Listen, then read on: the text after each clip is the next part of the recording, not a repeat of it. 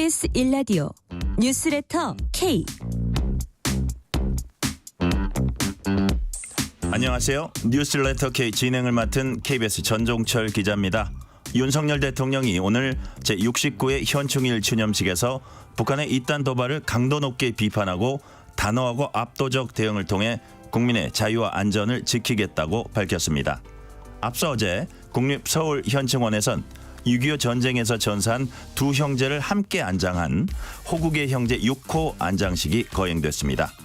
오늘 방송에선 국방부 유해 발굴 감식단 이근원 단장으로부터 유해 발굴과 신원 확인에 얽힌 많은 사연들 들어보겠습니다.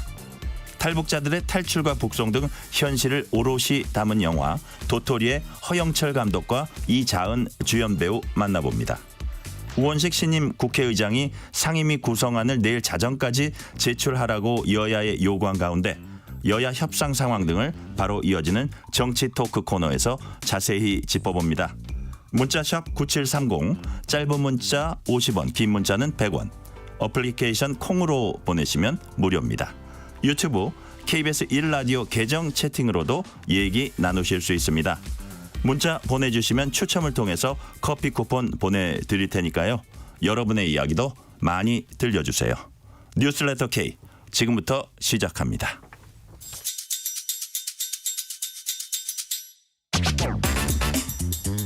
오늘 하루 가장 뜨거운 뉴스들만 골랐습니다. 뉴스레터 K 여야 정치 토크 김병민 전 국민의힘 최고위원, 김수민 시사평론가 나오셨습니다. 어서 오세요. 네, 안녕하세요. 반갑습니다.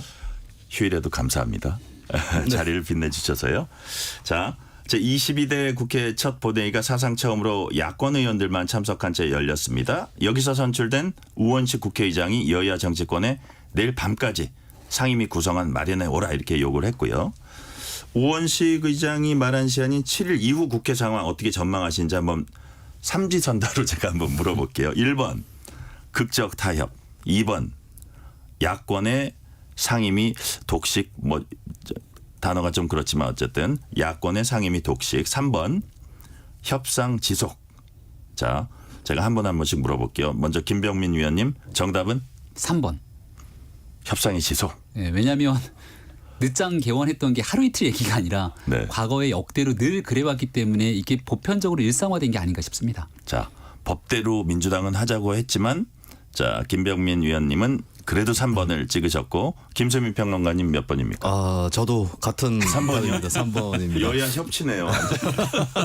여야가 완전 일치했어요. 이 약간 민주당도 이제 원론적으로는 6월 7일로 법적 시한 내에 정해야 된다. 그리고 우리가 독식할 수도 있다 이런 얘기를 해왔지만 그거는 또 한편으로는 협상을 좀 압박하기 위한 카드의 성격도 있는 것이고 그리고 민주당 입장에서 조금 물러난다고 손해를 보는 게 아닌 게 이번에도 우리가 참았다. 참고 조금 더 기다려주겠다라고 하는 게 좀 영이 서는 측면도 있는 거거든요. 네네. 그런 의미에서는 내일 그냥 강행해서 독식을 하는 쪽으로 가기보다는 협상을 그래도 조금은 더 지속을 할 텐데 다만 그 협상을 그럼 며칠까지 더 해보자라고 했을 때 그 기한이 길지는 않을 것 같아요. 네네. 다음 주 초라든지 네네. 그때가 되면 진짜로 그냥 강행하겠다. 옛날처럼 막 한 달 두 달 가고 그렇죠. 그건 아니라고 본다 그래서 이거죠. 조건을 어느 정도 붙여가지고 조금 더 시간을 주겠다. 이렇게 나갈 가능성이 높지 않을까. 그렇게 네. 전망을 해봅니다. 여튼 협상 지속이라는 데는 일치를 보셨는데 우리 김수민 평론가님은 그래도 그 여지가 길진 않을 거다라는 네. 말씀을 하셨고요. 그렇다면 김병민 위원님, 예. 사실 국회법에 규정된 기한과는 별개로 그동안은 이제 시간이 걸리더라도 합의 정신 이게 중요하다 해가지고 어떻게 해서든지 합의를 끌어내려는 게 그 원구성의 또 원칙이랄까요? 관례였잖아요. 전통 아니었습니까? 어떻게 보세요? 뭐 전통이라기보다는 네. 안 좋은 악습이었다고 저는 생각을 합니다. 우리가 88년도 이래로 총 18번의 지각 개원했다. 이렇게 네. 국민들께서 많이 알려져 있는데요. 가장 늦게 그러니까 오랜 기간 동안 이 협상을 지속해서 개원했던 거는 무려 125일 동안 이 협상이 지속되면서 그게 이렇게 언제예요? 늦자 14대 국회 때 14대 국회 125일이나 시간이 걸렸다고 하니까 예. 국민들 보시기에는 여야 간에 도대체 92년이네요. 1992년. 네, 예. 여야 간에 도대체 얼만큼 큰 쟁점이 있게 일어나라는 생각들을 가지게 됐죠. 하지만 나중에 시간이 지나고 나서 보면 결국은 이 상임위원장 배분이라든지 국민들의 삶과 그렇게 큰 이슈가 아닌 일들을 갖고 시간을 끌어왔거든요. 지난번에 있었던 21대 국회 같은 경우에는 한 47일 정도를 끌었던 예도 있고요.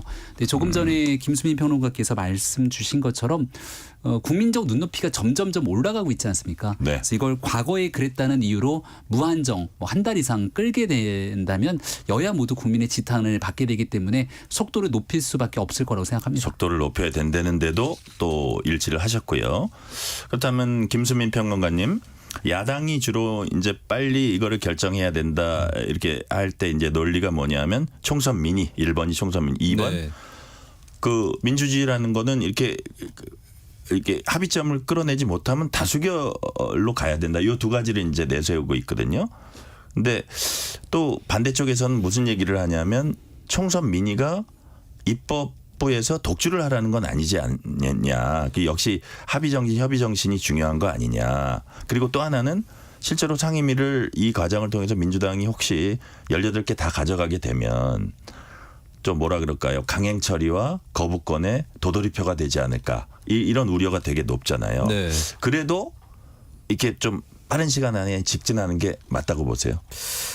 일단 시간만 보면 국회법에 정해놓은 시간을 지키는 것이 맞죠. 그 시간이 뭐 이건뿐만 아니라 뭐 선거구 획정이라든지 여러 가지 문제, 뭐 예산안 처리 다 법정 시한을 어기고 있는데 네. 이런 것들 가급적 지키도록 노력하는 것은 일단 중요한 것 같고 네. 그리고 민주당이 사실 상임위원장 독식을 여차하면 할 수도 있다 입장도 아니에요. 왜냐하면 만약에 합의가 되지 않으면 18개 상임위 중에서 11개를 먼저 이제 민주당이 가져가는 그 표결까지만 하겠다라는 게 현재까지는 네네. 정리가 그렇게 되는 것 같거든요. 네. 그런 의미에서 이제 상임위원장 독식까지는 민주당이 원하는 것도 아니다. 뭐 이렇게 볼 수가 있겠고 민주당도 이제 뭐 법적으로 독식을 하든 아니면 뭐 독식은 아니더라도 일부 자리라도 강행을 뭐 단독으로 표결을 해서 획득하든 이런 것들은 법적으로는 아무 문제가 없는데 물론 이제 소수 정당인 여당 쪽을 조금 더 협상장으로 끌어내는 이런 노력들은 또 해줘야 될 것 같고 결국에 중요한 거는 이제 저는 특히 이제 지금 운영위원장 그리고 법사위원장 과방위원장 이렇게 세 가지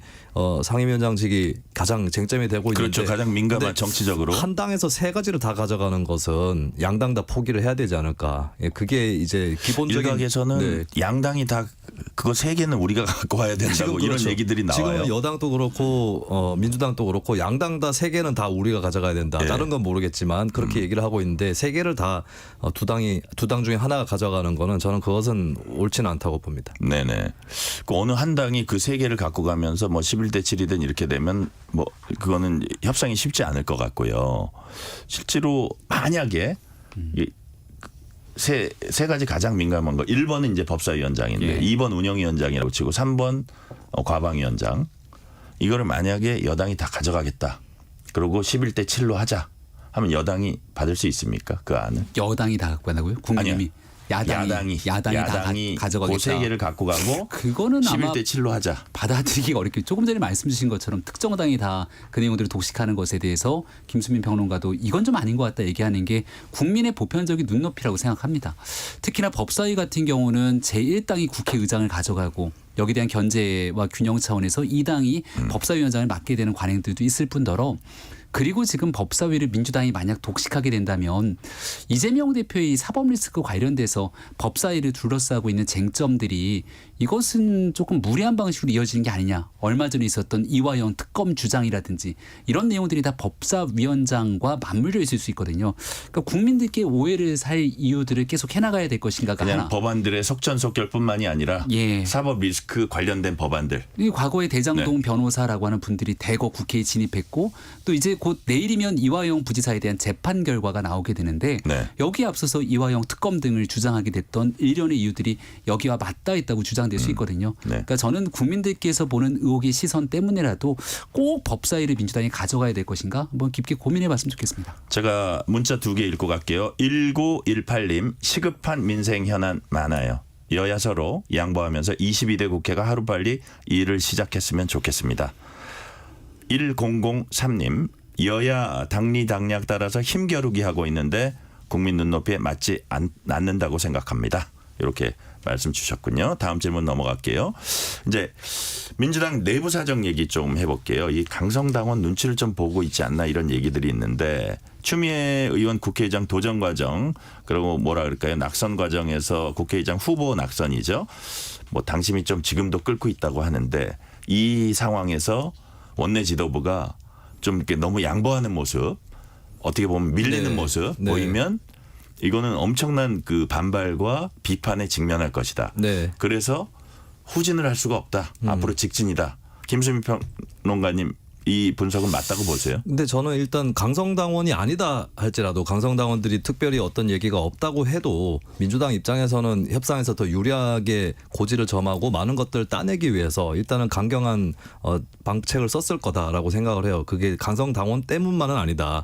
예, 그 기본적으로 깔려 있는 원리가 있는 거고. 근데 네. 한편으로는 이제 추미애 의원이 의장 선거에서 탈락을 하게 되면서 강성당원들이 갖는 박탈감이라든지 이런 것들이 있기 때문에 또 부채감들도 또 상당히 있는 게 사실이죠. 당장에 뭐 정청래 최고위원부터가 우원식 의장 선출에 대해서 물론 우 의장이 되면 안 된다는 뜻은 아니었지만 죄송하다라고 당원들한테 사과를 할 정도였으니까 네. 그런 측면에서는 아무래도 좀 이 원구성 협상에서도 조금 더 강경하게 가는 원동력은 되는 것 같고 특히 다른 건 몰라도 법제사법위원회를 그 민주당 양보하기가 어려워진 게 그거는 이제 강성당원의 영향도 큰 것 같아요. 그쪽이 이제 민주당의 주전장이라고 부를 수 있는 그런 상임이기 때문에 아무래도 당원들 영향도 좀 많이 작동을 하지 않을까 싶습니다. 김병민 의원님, 만약에 이 분석이 맞다면 다시 말해서 그러니까 강성 당원들에게 민주당 원내 지도부가 좀 이렇게 많이 의식을 하고 거기에 따라서 어떤 그 정책을 한다면 합의가 나올 확률이 그만큼 낮아지는 건가요? 민주당이 죽어도 이 상임위는 포기하지 못한다. 네. 반드시 우리가 가져가야겠다고 얘기를 하면 힘의 논리로 끌고 갈 수는 있겠습니다만 그 힘이 너무 강하면 부러질 수 있겠죠. 지금 얘기한 법사위 같은 경우는 앞서 제가 이재명 대표 재판 문제 잠깐 끌었지만 민주당은 시종일관 검찰 개혁 등 실질적인 사법적 문제를 언급해 왔기 때문에 네. 검찰 개혁을 더 강하게 드라이브를 거는 사람들이 포진될 가능성이 높고 과방위는 언론 개혁을 그동안 주창해 왔기 때문에 또 여기에 관련된 사람들이 포진되지 않겠습니까? 그리고 운영위원회는 뭐 다 아시는 것처럼 윤석열 정부를 향해서 뭐 정권 퇴진, 탄핵까지 언급하고 있는 마당이기 때문에 근데 이렇게 너무 강공 드라이브를 밀어붙이면 조금 전 청취자 문자에서 온 것처럼 시급한 민생 현안들과 지금 이 세 개의 상임위는 무슨 연관이 있지라고 생각할 수 있겠죠. 민주당에게도 꼭 좋은 일만은 아니다라고 생각합니다. 김병민 의원께 하나 더 여쭤볼게요. 야권은 지금 어떤 의심을 갖고 있냐면 원구성 협상 난맥상이 물론 법사위원장 같은 아주 정치적으로 매우 민감한 것을 서로 갖기 위한 그 줄다리기일 수도 있지만 플러스 원구성 협상 난맥상이 각종 특검 법안 등 현안 처리를 좀 지연시키려는 의도 아니냐 이런 의심을 실제로 하고 있어요. 왜냐하면 저번에 나온 의원도 그런 비슷한 얘기를 하시더라고요. 민주당 의원이. 이런 그 의심에 대해서는 어떻게 보십니까? 뭐 하루 이틀 혹은 한 달 지연시킨다고 이 뉴스가 사라지는 일이 아니잖아요. 어차피 조금 지나고 나면 7월 달에 이제 올림픽이 있을 거고요. 네. 올림픽과 전당대회 뉴스로 시선은 좀 분산될 수 있겠습니다만 또 9월 달에 가서 정기국회가 시작되고 나면 다시금 지금 야당이 제기하고 있는 여러 의혹들 문제 제기를 똑같이 국회의장으로 끌어낼 겁니다. 네. 그래서 이걸 단순하게 지연시키는 일들이 국민의힘과 정부에 큰 도움이 되지 않기 때문에 이걸 의도적으로 지연시킨다는 주장은 저는 터무니없는 얘기라고 생각합니다. 김수민 네. 평론가님은 짧게 어떻게 보세요? 국민의힘의 의도는 뭐 잘 모르겠는데 다만 현안이 묻힐 것을 기대하고 지연시키는 건 아니라는 쪽에 저도 생각을 같이 합니다. 왜냐하면 오히려 지연이 되면 될수록 그 현안에 더 많은 관심이 쏠릴 것이기 때문에 예, 그리고 당장의 최병 사건 같은 경우는 7월 19일이 일주기거든요. 네. 예, 그런 고비들도 있기 때문에 뭐 이거를 원구성을 지연시켜 가지고 현안들도 지연시키고 국민들이 이제 이걸 잊게 만든다. 그렇게는 안 될 거기 때문에 네, 그래서 7월 19일이군요. 예, 이건 이거 거꾸로 얘기하면 이제 국민의힘도 빨리 이걸 원구성 협상을 잘 응해가지고 일단 타결을 짓는 게 중요하다. 그래야지 이제 국민들에게 의심을 받는다거나 이러지 않는다는 것 이거는 확실한 것 같습니다. 네네. 자 이번엔 그 여야 양당의 차기 당권 둘러싼 분위기 잠시 살펴보겠습니다. 국민의힘 황우여 비대위원장이 2인 지도체제 언급했습니다. 당대표를 사퇴하면 2등이 대행할 수 있다 뭐 이런 개념인데 여당 일각에선 이거 한동훈 전 비대위원장 의식한 포석 아니냐 이런 얘기도 또 나오고요. 김병민 의원님 이거 어떻게 보세요? 개인적으로는 듣도 보도 못한 체제여서 아마 민주당도 또 국민의힘도 이런 생각을 이라고 보시는 분들이 많을 겁니다. 황우여 비대위원장은 아마 우리가 당대표를 선출했는데 이런저런 이유로 당 대표가 그만두게 되면 예, 거리 결국 상태가 지도부가 되면. 무너지게 되고 비대위 이렇게 불안정한 상태로 계속 가야 되냐. 지금 현재 한동훈 전 비대위원장이 당권자로 거론되는데 네. 당권 대권 분리 규정에 따라서 내년 9월 10월이면 그만둬야 되거든요. 그럼 그때 지도부가 또다시 무너지는 것들을 두고 봐야 되느냐 아마 이런 얘기 때문에 나온 것 같아요. 네. 근데 이 주장에 대해서 당내의 친윤계라 불리는 사람들 혹은 친한계라 불리는 사람들 모두가 다 찬성하지 않는 분위기여서 황우여 약간 생뚱맞다는 생각하고 있나요? 그렇죠. 그리고 제도라는 건 연속성 있게 흘러갈 수 있는 제도를 만들어야 되는데 특정인 때문에 제도를 바꾸겠다는 건 굉장히 민주적인 상황과는 모순적인 얘기들이죠. 네. 그래서 저는 전당대회가 얼마 남지 않는 이때에 무리하게 이 지금 지도 체제라든지 당원 당규를 개정해 나간다고 하면 그동안 민주당을 비판해 왔던 모습들을 그대로 국민의힘이 다시 재연출하는 꼴이 될 수 있다 생각합니다. 네. 혹시 이 부분에 네. 대해서는 좀 하실 말씀 있으세요? 김수민 평론가님? 2인 지도 체제. 네네. 예, 이게 정말 부자연스러운 것이 이제 대표가 고리 상황이 됐을 때 누가 승계할 거냐 이 부분에 대해서 원칙을 만들 수 있는데 이때 원칙은 두 가지인 것 같아요. 크게 하나는 대표하고 그래도 성향이 비슷한 사람이 이어받는 겁니다. 네. 그러려면은 대표하고 이 부대표를 같은 선거에서 1, 2위를 뽑는 게 아니라 부대표 선거를 분리해서 뽑아야 되는 거죠. 예, 아니면 러닝메이트가 있는 것처럼. 그렇죠. 아니면 네. 아예 한 선거에서 런닝메이트를 조를 맞춰서 나오든지 예, 뭐 예. 그렇게 해야 되는 것이고 아니면 새로 뽑는 것 아예. 근데 이것은 2위가 돼가지고 부대표를 하다가 1위인 대표가 그만두면 거기로 들어가는 건데. 이게 약간 선임 네. 최고위원 비스름 하죠. 네. 그리고 이게 또 이 갈등과 분쟁의 소지가 있는 게 만약에 부대표 쪽에서 대표한테 뭐 공세를 한다 의견의 차이가 있어서 네. 그러면 대표를 밀어내가지고 본인이 대표하려고 그런 거 아니냐 이런 얘기가 나올 거고 그래서 굉장히 좀 부자연스러운 제도라고 봅니다. 네. 한 하실 가지 더 말씀 있어요? 첨언하면 예. 원내대표가 굉장히 싫어할 거예요. 지금은 넘버 2가 원내대표거든요. 예. 이렇게 대표의 거리 상태나 대표가 없는 상황이 되면 자연스럽게 원내대표가 그 권한을 다 받아서 새로운 비대위를 구성하거나 하는 일들을 이어가게 됩니다. 근데 이대로 되게 되면 원내대표가 뒤로 싹 빠지게 되는 형태가 되거든요. 그러니까 김병민 위원 말씀은 황우여 비대위원장의 우려처럼 네. 그렇지는 않다는 거예요. 그러니까 원내대표가 그럼요. 중간에 완충 작용을 하고 비대위로 넘어가든 뭐 어떻게 하든 할 수 있다는 말씀이시죠? 그런 제도가 다 완비가 돼 있다 말씀드립니다. 자, 다음 질문 드릴게요. 민주당의 경우에 당원 당규 개정 작업 이제 시작됐다고 들었습니다. 뭐 권리당원 투표 20% 반영한다는 거 원내대표 뭐 국회의장단 후보 그 경선에 그거 있고 그다음에 역시 뭐라 그럴까요? 그 핵심은 당 대표 사퇴 시기 조절하는 그런 그 방안 그 네. 부분인 것 같은데 김수민 평론가님께 여쭤볼게요. 이재명 대표의 대표직 연임 플러스 당대표 출마를 좀 더 용이하게 하기 위한 이재명 대표 1인 맞춤형 당원 당규 개정이다. 네. 라고 나오는데 그렇습니까? 아닙니까? 아무래도 현실적으로 이재명 대표가 차기 대선 주자로 가장 유력하고 또 네. 대표의 연임 도전만 하면 거의 확실시되는 거기 때문에 이 대표가 됐을 경우를 상정을 하고 이제 생각들을 하는 건 맞죠. 근데 다만 그렇다고 해서 그럼 이재명 대표 한 명을 위한 것이냐 일반론적으로 볼 필요가 있는데 지금 주로 나오는 얘기가 두 가지입니다. 첫 번째는 대표가 이번에 되면 지방선거를 지휘하게 해줘야 된다. 네. 그다음에 두 번째가 대표를 하고 있는데 갑자기 조기 대선이 치러진다거나 했을 때 그럼 그 당시의 대표는 대선에 출마를 못하게 되거든요. 근데 네. 제가 봐도 이것은 누가 대표를 하든 간에 정비를 할 필요는 있어 보여요. 그렇다면 민주당도 뭐 이런 뭐 혹시 이재명 1인용 아니냐 이런 시선을 의식하기보다는 정정당당하게 원칙적으로 누가 대표를 하든 간에 이런 조항은 필요하다. 네. 예, 이런 얘기를 해주는 거. 예를 들어서 이 대표가 됐는데 지방선거 전에는 사퇴해야 된다. 그러면 사실 당 입장에서도 대표가 선거 한 3개월 앞두고 사퇴를 해버리면 굉장히 또 비정상적인 상황이 될 수 있는 거거든요. 네, 네. 이런 것들에 대해서 원론적으로 설명해도 되는 것이다. 저는 그렇게 봅니다. 꼭 맞춤형이 아니더라도 일반화시킬 수 있는 네네. 내용으로 가면 더 좋겠다. 이런 저는 말씀이시죠? 국민의힘이 이런 식의 당원 당규 논의를 해도 충분히 해볼 만한 논의다. 아, 예, 그렇다 어느 당에도 이거죠. 적용될 수 있는 얘기라고 봅니다. 네네. 어쨌든 뭐 당대표 하다가 또 꼭 나는 대선 후보 나가야겠다는 경우가 생길 수 있으니까요. 지금 말씀대로. 그죠? 자, 다음 주제로 가볼게요. 이원석 검찰총장이 법 앞에 예외도 특혜도 성역도 없다고 말하면서 김건희 여사 공개 소환 여부에 이제 관심이 쏠리고 있습니다. 서울중앙지검에서 뭐라 그랬냐면 김 여사 관련 조사 방식, 시기 등 현재까지 정해진 것 없다 이렇게 밝혔습니다. 김수민 평론가께 먼저 여쭤볼게요. 이건 뭐 짧게 좀 대답해 네. 주세요. 김 여사 조사 어떻게 할 것 같습니까? 검찰이? 저는 소환 조사는 하게 될 거라고 보고요. 네. 그리고 이원석 총장이 원칙을 되게 강조하고 있는 게 도이치모터스 사건 관련해서는 지금 검찰총장이 이거를 수사 지휘를 못하게 돼 있거든요. 예전에 법무부 추미애 전 장관이 걸어놓은 봉인이 있어서 이거 안 네네. 풀렸습니다.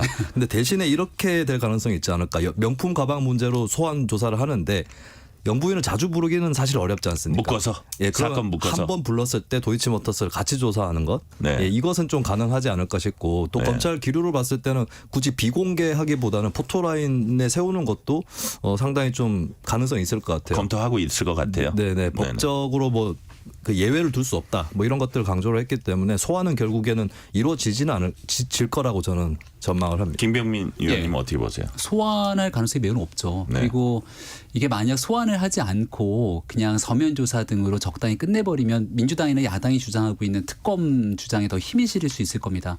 자, 검찰 입장에서는 할 수 있는 최대한의 조치로 일단은 수사를 정리를 해줄 때만이 네. 검찰의 신뢰성 회복 그리고 야당의 정치 공세를 일단은 차단시킬 수 있는 포석 두 가지가 다 함께 있을 것이고요. 그리고 명품백 수수 같은 경우는 청탁금지법에 따른 배우자 처벌 규정이 없다는 뭐 내용이라든지 이 면밀하게 들여다봐서 사실 김건희 여사의 도덕적인 문제 제기는 가능하나 네. 법적인 문제 제기까지 끌어내기가 쉽지 않거든요. 조사받고 일단락 짚고 넘어가면 이게 어느 정도 상황은 정리가 되는데 그걸 계속 끌고 온 이슈가 됐죠. 도이치모터스 같은 경우도 그동안 주장해왔던 건 탈탈 털어서 수사를 했다는 건데 결국 그 이후에 문제가 없다면 혐의 없음으로 정리를 해야 되는데 네. 소환 조사나 조사를 안 했기 때문에 그 내용들이 안 되는 것 아닙니까? 그래서 아마 한 번 불렀을 때 말씀 주신 것처럼 한 번에 정리하고 검찰의 결론들을 내줘야 그 다음 단계로 넘어갈 수 있을 거라 봅니다. 네. 자, 문재인 전 대통령이 초호화 기내식 원천적으로 불가능하다. 여당이 치졸한 시비를 걸고 있다면서 김정숙 여사 인도 방문 논란에 이제 참전했습니다. 인도행을 동행했던 고민정 의원은 기내식이 그렇게 엄청나지 않았다 이렇게 말을 했고요. 김병민 의원님 이런 일련의 흐름들 어떻게 보세요? 그 본질은 회고록에 나왔던 것처럼 영부인의 단독 외교라고 주장했던 문 전 대통령의 메시지 그 주장과 현재 나오고 있는 여러 가지 상황들이 국민적 의혹을 증폭시킨 거거든요. 기내식에 관한 비용은 그 중에 하나의 예라고 생각합니다. 근데 딱 기내식 얘기를 끄집어서 뭔가 무리한 정치 공세를 하는 것처럼 얘기를 하고 이 내용에 결국은 문재인 전 대통령까지 참전하게 된 거거든요. 그럼 본질에 관한 이슈의 해명이나 언급이 되지 않는 상태에서 계속 이런 주장들이 펼쳐내게 되면 저는 이 이슈들은 계속 이어질 수밖에 없다고 생각하고 왜 타지마할을 갈 수밖에 없었던 것인지에 대한 명확한 설명이 잘 되지 않고 있을 뿐더러 기내식 비용도 설명이 되지 않는다 싶기 때문에 이 내용들은 당분간 더 이슈 쟁점화가 될 수밖에 없다고 봅니다. 김수민 평론가님 치졸한 시비다. 라고 했는데 어떻게 보세요?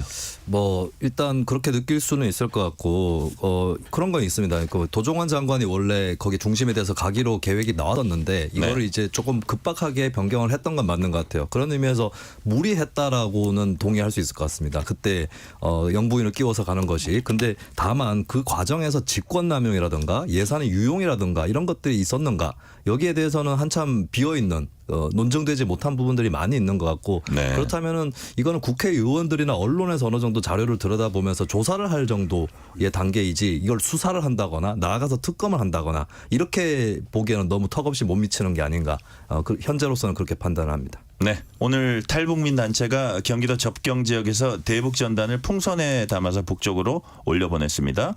이와 관련해서 강대강대 치는 충돌을 부를 거다 이런 우려도 있고 우리가 강하게 나가야지 북한이 추가 도발을 주저하게 될 거다 이런 반박도 나옵니다. 여야는 이 문제 어떻게 보고 있는지 먼저 김수민 평론가님 민주당 입장은 뭡니까? 네, 민주당 입장은 이제 뭐 이재명 대표도 오늘 비스마르크 얘기까지 꺼냈는데요. 비스마르크 네. 과거에 이제 그 전쟁 직전의 병사의 눈빛을 보면 전쟁을 찬성할 수 없을 것이다.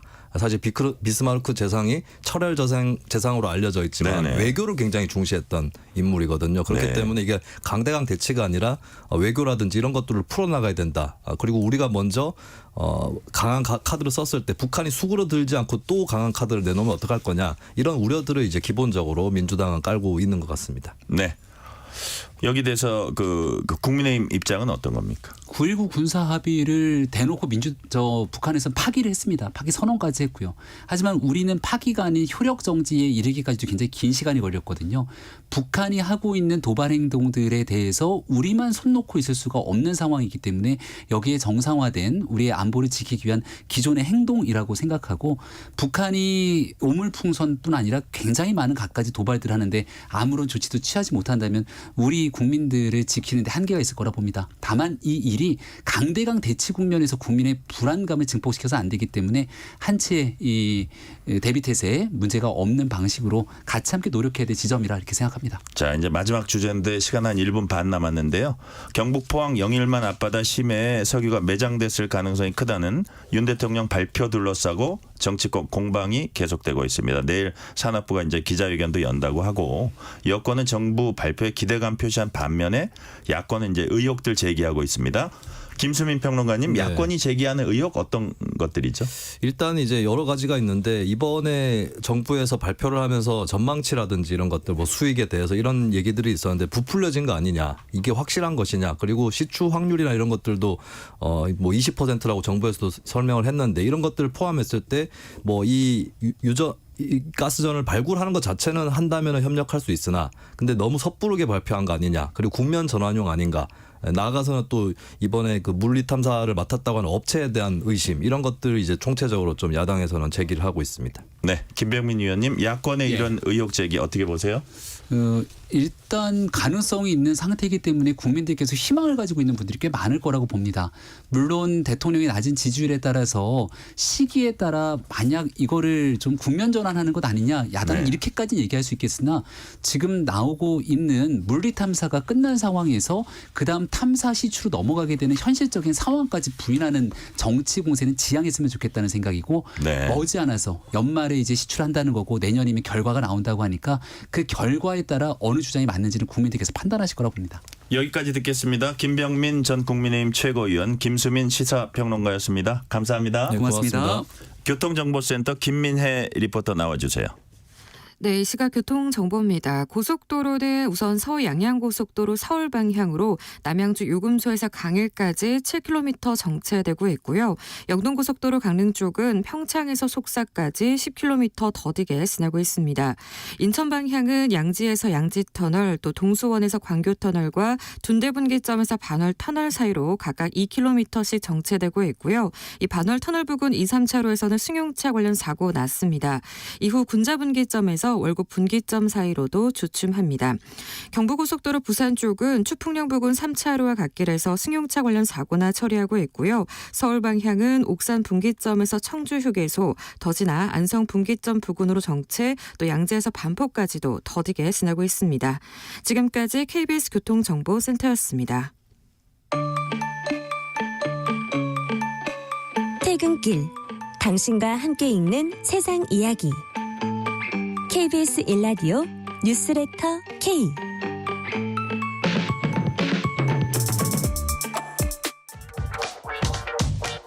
뉴스의 진수를 보여주는 인터뷰.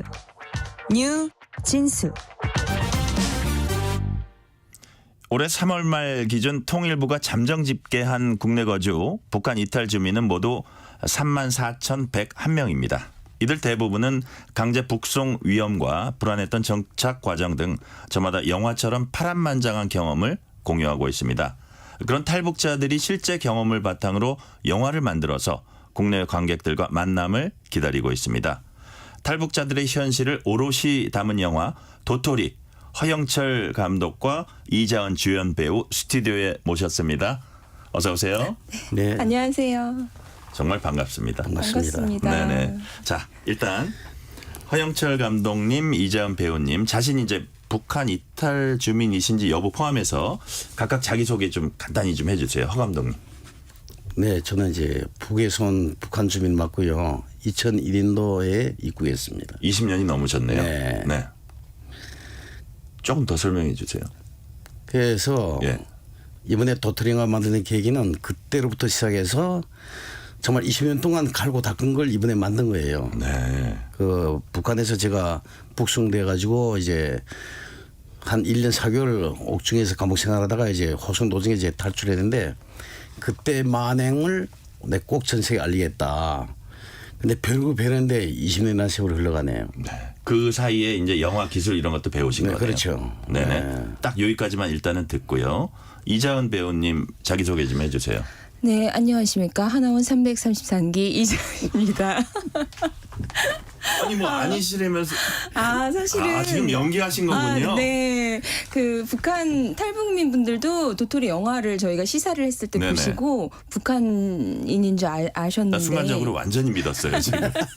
죄송합니다. 저는 대한민국에서 계속 배우 활동을 하던 배우고요. 이번에 이제 감독님 만나서 도토리란 영화를 찍게 되었습니다. 그래요? 자, 그러면 네. 뭐 캐스팅 그 전후 이런 건 제가 좀 이따 자세히 여쭤보고요. 네. 자, 허영철 감독님께 여쭤볼게요. 네. 영화 제목 이제 도토리로 정하셨습니다. 네. 도토리 하면 저희는 사실 이런 말씀 드려도 되나요? 뭐 생각나는지? 네. 도토리 묵. 그래서 네, 그렇죠. 도토리 하면 도토리 묵이에요, 저희는. 네. 근데 영화 제목이 왜 도토리입니까? 원래 이 영화는 그 시작이가 이제 시작인 1세와 3세의 만남을 통해 가지고 70년의 한을 이제 푸는 영화였어요. 네네. 근데 이제 갑자기 이제 중국에서 이제 2,600명이 구금되다가 이제 600명이 북송되는 사건을 보고 시급히 이것부터 막아야 되겠다. 그래서 기존 시나리오를 다 파기하고 네. 탈북편 따로 실황편 따로 만들기로 했는데 원래는 실황편까지 이어지면 예. 이게 일제시대 우리 조선인들이 이제 강제공출 때문에 몰기 딸려가지고 예. 도토리 조목인 이야기 실황 1세들 그다음에 6.25 때 또 3년간 전쟁에 농사가 안 되고 피난길에 또 도토리 먹은 이야기. 오늘날에 북한이 고난의 행운 시기 또 먹을 게 없으니까 도토리가 아주 유명했어요. 이것을 이제 1세와 2세, 3세를 도토리라는 열매를 통해서 이제 보여줘서 도토리였는데 거기 이제 중국에 가면 탈북자들이 불법 체류자니까 개밥에 도토리 신세 법적 보호를 못 받는다. 그런 게 있고 그러면 남쪽은 뭐냐 영화 장면에도 이제 있지만은 무기거든요. 예. 남쪽에서는 식량 대용이 아니라 건강식품인 거예요. 건강식품이죠. 맛으로 먹는 거예요. 예.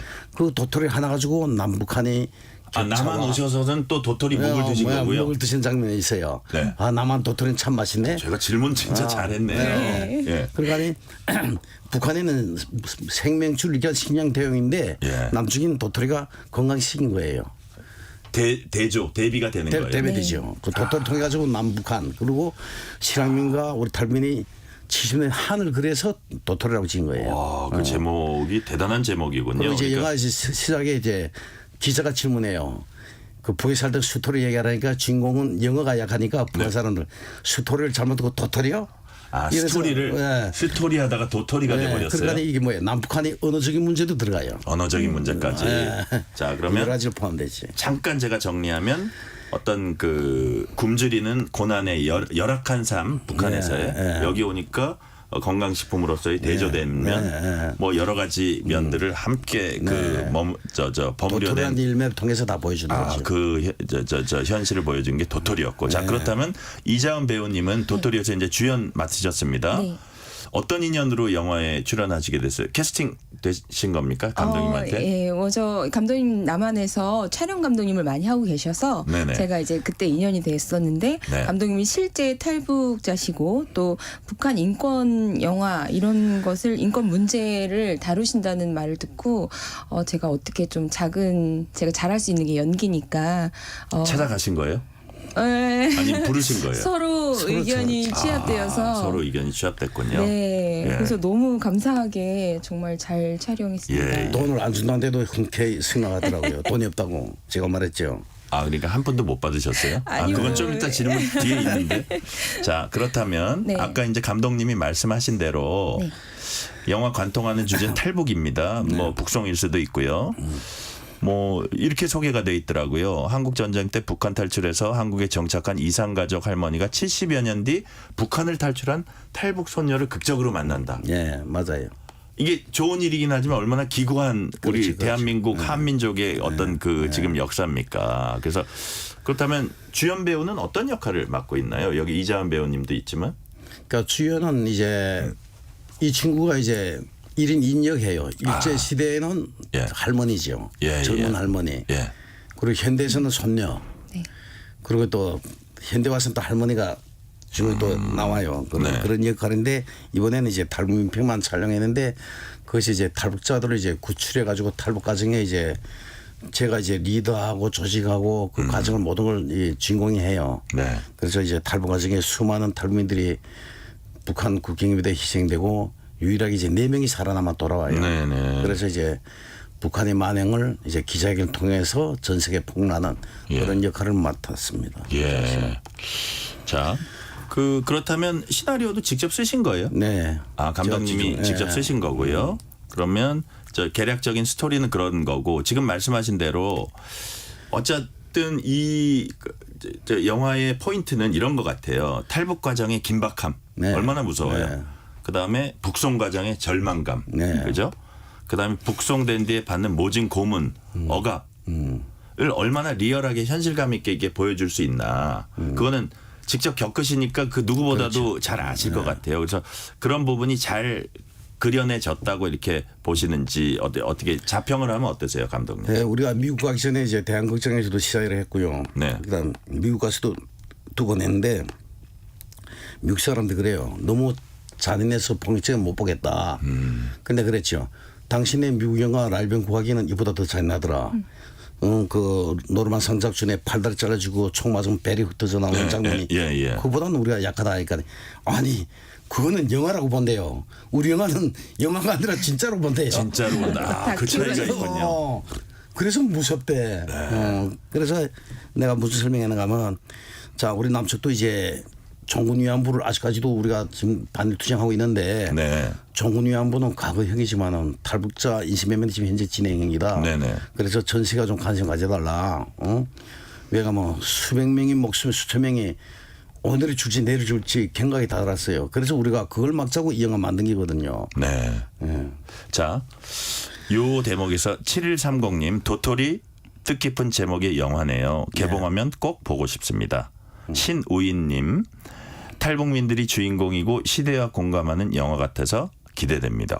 막 찬사가 쏟아지고 있어요. 자, 이자은 배우님께서는 네. 북한 이탈 주민이 아니라고 하셨는데 이 영화에 이제 선뜻 응하신 이유까지는 아까 얘기했고 연기하시면서 좀 힘드신 부분 아까 말은 거의 완벽한 것 같은데 어떤 부분이 힘들었어요? 일단은 제가 이제 남한에서 살고 있으면서 저는 먹을 거 다 먹고 네. 이렇게 다 누리고 살고 있는데 처음에 제가 이렇게 탈북민들을 어떻게 연기할 수 있을까? 또 사투리는 어떻게 해야 되나? 이렇게 저 혼자 공부하는 데는 아무래도 좀 어려움이 있어서 감독님께 감독님이 가르쳐 주셨겠네요. 상의를 드렸는데 예. 크게 그냥 일단 와보라고 하시는 거예요. 예, 그래서 갔더니 저를 제외하고 모든 분들이 감독님부터 모든 분들이 다 실제 탈북민들이 그러니까 이자은 배우님 한 명만 탈북민 아닌 거예요? 아니 그래 거기 이제 몇 명의 이제 남한 분들이 있는데 그 친구들은 영화 찍어본 친구들 아니야. 그 연극에 이제 금방 이제 들어온 신입들. 그렇군요. 진짜 영화 찍어본 건 이 친구 사실상 하나밖에 없죠. 혼자네요. 네. 거기. 네, 그래서 갔을 때 제가 이제 너무 자신들의 그 정말 목숨을 바쳐서 이렇게 연기를 실제 배우가 아닌데도 네. 내가 이 경험을 살려야 된다 이러면서 딱 레디 액션 들어가면 그냥 정말 막 진지해요? 눈물이 나고 그래요? 예, 옛날 정말 기억하니까 막 그렇죠. 더 감정이입되나 몸이 봐요. 반응하는 그때 거예요. 상황이 몸이 이렇게 반응을 한다고요? 그려지니까 네 그래서 제가 거기서 동화될 수밖에 없고 또 탈북 언니들하고 그냥 몇 마디 배우면서 계속 대화를 하다 보니까 아니 저도 모르게 북한말 이렇게 하게 되고 그랬군요. 그래서 자은이 뭐 북한 사람 다 됐네 막 이런 아니 말씀 나 깜짝 많이 놀랐어요 들으셨어요. 아까. 자 그렇다면 네. 몇 분이나 이 영화에 그 탈북 주민들이 참여하셨어요? 거의 한 100명. 100명. 와, 그러니까 배우뿐만 아니라 스태프들 합해서 네. 100명. 스텝은 2명밖에 없어요. 다 배우예요? 다 배워요. 왜냐하면 우리가 돈이 없다 나니까 실제 돈이 없이 시작한 거거든요. 그냥 감독님하고 카메라 감독 둘이 있는 거예요? 직접 촬영하셨어요. 촬영도 직접 제가 하시고요. 이제 시나리오 감독님하고 쓰고 내가 PD님. 촬영하고 내가 편집하고 내가 조명 치고 내가 녹음하고 우리 또 전혀 미술 감독 못한 우리 북한 친구가 소품 미술 다 담당했어요. 그래서 네. 우리 엔딩 자막 보면 스텝이 없어요. 자, 그러면 탈북민들이 손수 제작비를 후원해서 영화를 제작한 건 맞습니까? 맞습니다. 얼마나 모았어요? 처음에는 제 돈을 가지고 세트장 짓고 소품항이 한 2억 들었어요. 2억이요? 그리고 탈북자들 10일 모은 게 거의 한 3억이 들어왔어요. 아니 뭐 정부 같은 데서 좀 후원해 줄 것 같은데요. 남부 하나 재단에서 이제 1,000만 원 들어온 건 있어요. 1,000만 원? 네. 좀 적은데. 그 적어도 예. 뭐 그래도 처음에는 그게 이제 종작 또 시작에 땡기고 그리고 딴 데서 좀 온 건 없어요. 나중에 이제 영화 거의 다 끝날 무렵에 후반 작업에 돈이 없어서 했는데 통일부에서 좀 지원받았어요. 통일부에서요. 거의 많이 지원받으신 건 아닌 것 같은데요. 자, 그러면 우리 이자훈 배우님은 뭐 얼마 뭐 억대 뭐 얼마 받았습니까? 왜 웃으세요? 아니, 사실은 제가 이제 남한에서 영화를 하면 얼마 개런티가 다 책정되고 이러는데 네. 제가 그분들과 같이 호흡을 해서 정말 금팔찌를 팔아서 언니들이 막 이렇게 막 감독님 우리 영화 잘 되게 해주세요 막 이런 분위기에서 네. 제가 어떻게 감독님한테 말씀 드릴 수가 없고 그래서 안 오히려 받았어요. 아니 결론이. 아니면 그래서 제가 많이 배고팠습니다. 그래서 감독님이 큰 그림 네. 네가 배고픈 줄 알아야 우리 탈북민들의 마음을 알 거 아니니 뭐 이렇게 해서 그러셨군요. 나중에 주시겠죠. 예. 일단 여전히 기대는 하고 계시군요. 아직 못 받으셨어요. 아니, 뭐, 아직. 영화, 이게 예, 이제 그렇습니다. 수익이 좀 나면 조금 주세요. 예, 예. 자, 당연히 줘야죠. 7540님 탈북민의 고난을 보여주고 역경을 이겨내는 과정이 잘 그려졌기를 기대합니다. 영화 도토리 응원합니다. 화이팅! 자, 그러면 나 너무 흥분해가지고 다음 질문을 까먹었어요. 자, 여러 군데서 이제 시사회 거칠 거라고 얘기를 들었거든요. 네. 그리고 워싱턴하고 뉴욕은 시사회 이미 했나요? 했어요. 아, 했어요? 네. 어떤 요청이 있었습니까? 네, 미국 쪽에서 먼저 연락이 어떤 왔어요. 뭐 의회나 이런 데 있었어요? 아니면 그러니까 미국 단체에서? 사원 하원에서 네. 이 얘기를 듣고 요청이 왔어요. 제일 처음에 이제 하원 인권재단 대표가 연락이 와가지고 네. 그러니까 우리 출연자들이 자꾸 이거 인스타그램이나 뭐 페이스북 뭐 유튜브에 올렸던 것 같아요. 그게 이제 그쪽에 전달돼가지고 우쪽에 연락 온 거예요. 네네. 보고프다. 어땠습니까? 그래서 쟤네가 원하는 영화 같다. 예. 그래 가지고 가는데 기대 이상이라고 너무 좋아하셨고 우리가 이번에 그 상원 하원 인권상만 25개 받았어요. 최고 인권상 미국에서. 25개 인권상을 받았다고요? 상금은요? 상금은 많이 못 받았어요. 아, 그래도 좀 있군요. 다행입니다. 아니, 자꾸 돈 얘기 여기까지 할게요. 정말 잘하셨고요. 반응이 되게 좋았던 거네요. 너무 상을 좋았어요. 25개 받았으면. 그래 그 상만 25개고 네. 그다음에 인권재단 하울리치 또 인권상 한 25개. 그다음 제가 워싱턴 DC 회장의 감사패 하나 받고 뭐 어쨌든 많이 받았어요. 이번에. 아유, 네. 정말 축하드립니다.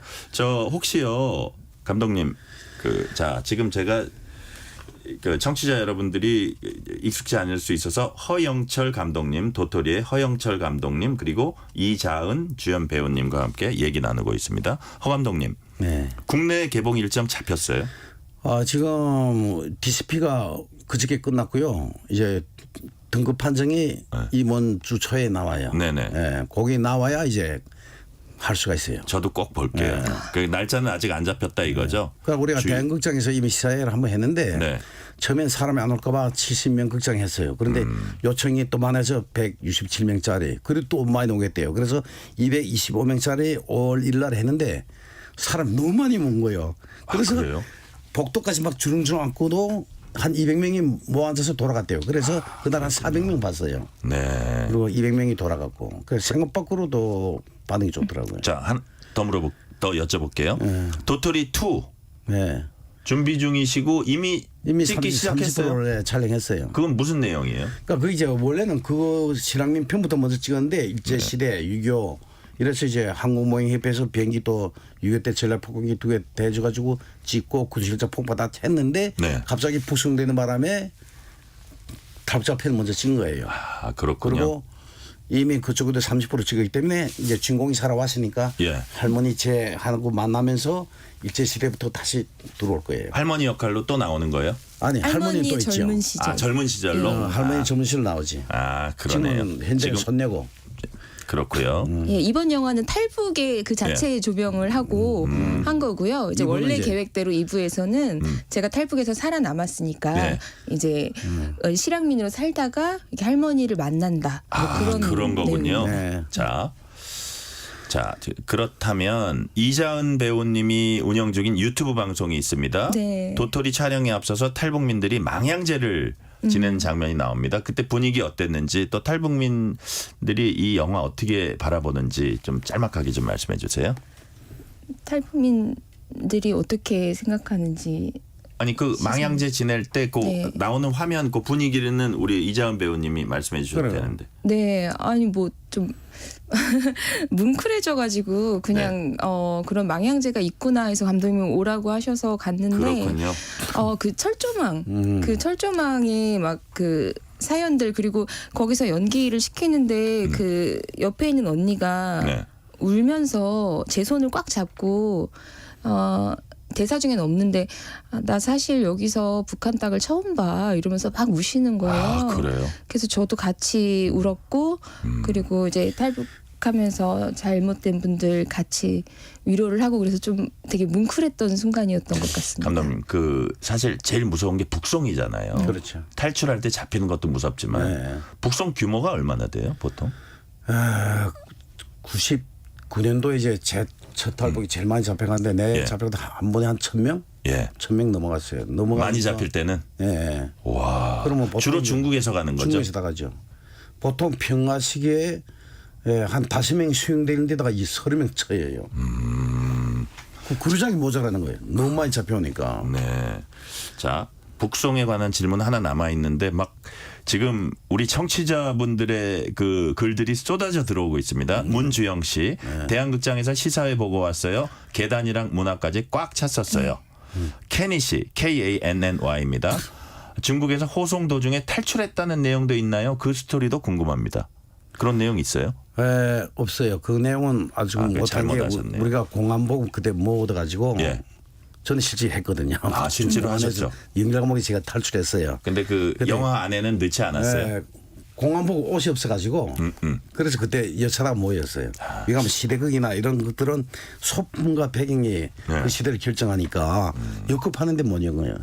그 북송 얘기 하나만 더 해볼게요. 그 탈북민들이 북송되는 위험을 줄이려면 네. 예를 들어서 뭐 우리가 국제 유엔 같은 국제기구 통한 뭐 호소 이런 건 별로 그렇게 막 실효성이 없잖아요. 아니요, 있어요. 있어요, 왜냐하면 그게? 네. 우리가 대한민국에서 탈북민들이 많이 시투생하고 데모해요. 네. 그런데 맥히잖아요. 중국이 이제 한국 정부를 알기로 좀 약간 역같이 알아요. 그러나 초대국 미국 가서 하면 조금 차원 좀 틀려요. 안 좋게 알고 있나 보죠. 예, 예. 너무 얕잡아 보는 거지. 그런데 그래서 이번에 우리가 미국 간 거예요. 미국에서 너네 초대국 그나마 소리 내라. 근데 역시 이번에 유엔도가 미국 가봤는데 중국의 위력이 대단해요. 네. 그 유엔 안에서도 네. 이걸 함부로 컨트롤 못해. 야들이 너무 소국들을 통 가지고 매수해가지고 네. 그래도 그나마 초대국이 미국이니까 너네 미국에서 소리 내. 우리가 요가 그거였거든요. 그래서 네. 북한 대표 앞에서도 데모를 했고 네. 중국 대사관 앞에서도 갔고 유엔 대표 갔어요. 그쪽에서 전 세계가 좀 알아라. 자, 일반 데모는 그냥 그 이벤트를 끝나지만 영화를 통하면 계속 전 세계 울려 퍼지길 바라서 우리가 영화 그래 만든 거거든요. 그러니까요. 자, 이것도 좀 영향이 있을 수 있다고 보시는 당연히 거죠. 있죠. 우리가 네. 하면 내가 우리 영화 자막에도 있지만 종군 위안부는 과거 행위지만 탈북 여성 인신매매는 진행 행위다. 현재 진행 행위다. 급하냐. 남한에서도 종군 위안부 그렇게 들고 일어나는데 왜 탈북 여성 인신매매 파리는 누구도 들고 일어나는 거고. 야, 1년에 많을 때 1,000명이 된다는 건 어마어마한 어마어마하죠. 수준의 북송 그 규모가. 자, 그래도 어쨌든 그게 좀 영향을 끼칠 수 있기 때문에 좀 그런 것들을 계속 이 영화라든지 도토리 같은 영화를 통해서거나 어떤 국제사회를 통한 어떤 호소를 통해서 계속 해야 된다. 자, 저희가 이제 영화에서 100% 만행을 표현 못해요. 30%밖에 못해서요. 그리고 북한에 그 만행을 직접 찍어올 수가 없어요. 그렇기 때문에 거기서 우리가 만행 당했던 우리들이 제안한 거예요. 이거는 누구도 그럴 수가 없어. 우리 당사 아니면은. 그래서 이게 북한이들 하면 어떤 만행 당한 걸 보여주기 때문에 북한도 이 영화를 보고 많이 자제하길 바라요. 네네. 국제적으로 관심 가지길 바라고. 아, 실제 내 영화에 30%밖에 못 보여줘요. 왜 관련 등급 때문에 100% 보여주면 너무 포합적이 되면 못 본대요. 그래서 많이 감수한 거예요. 자, 권영국 님이 뭐라 그러셨냐면요. 감독님, 우리 감독님 이름은 허영철 감독님이십니다. 권영국 님이 이 영화를 다국어 여러 나라 언어로 번역해서 상영해야 합니다. 감사하죠. 계획이 있으세요? 현재 지금 영어까지는 했어요. 영어까지는 했어요? 네. 불어, 일어, 중국어까지 그냥 하세요. 러시아어, 너무 그래야죠. 프랑스어, 뭐 그냥 저 스페인어. 너무 그래가지고 좋죠. 쫙 하시면 좋을 것 같고요.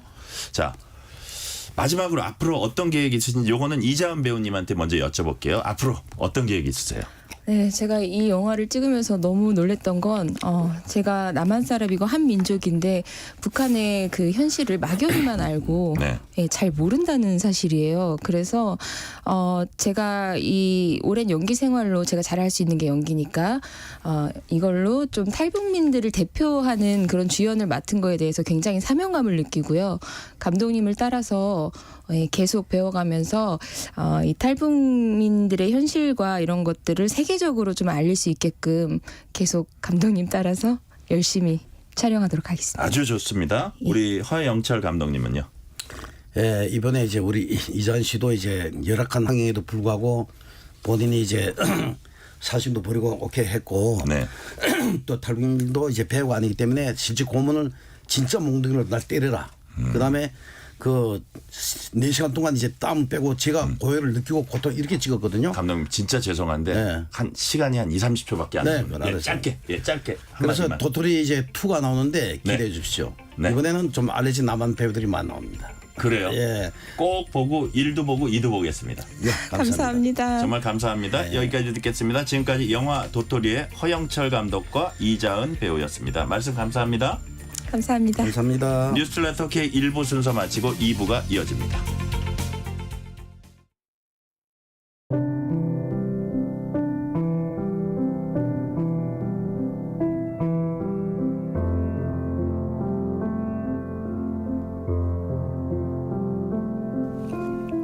KBS 라디오 연중기획 희망충전 대한민국 589번째 이야기.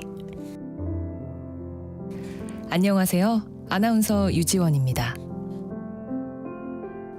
11살 하진이는 얼마 전 큰 사고를 겪었습니다. 이혼 후 생활고와 우울증을 겪던 엄마가 극단적인 선택을 하며 집에 불을 낸 건데요. 그 사고로 인해 하진이는 얼굴과 손에 지울 수 없는 깊은 화상을 입었습니다.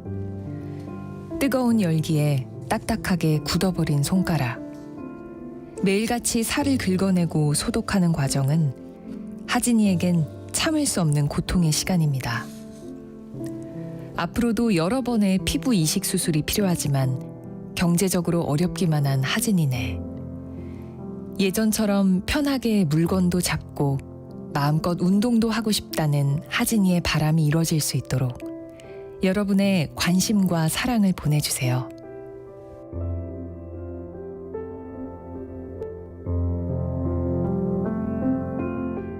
여러분의 따뜻한 손길이 희망의 빛이 됩니다. ARS 060-700-1580 060-700-1580 한 통화 3,000원으로 희망을 선물해 주세요. KBS 라디오 연중기획 희망충전 대한민국은 초록우산 어린이재단, 인탑스 주식회사, 그리고 청취자 여러분과 함께합니다. ARS 060-700-1580 한 통화 3,000원입니다.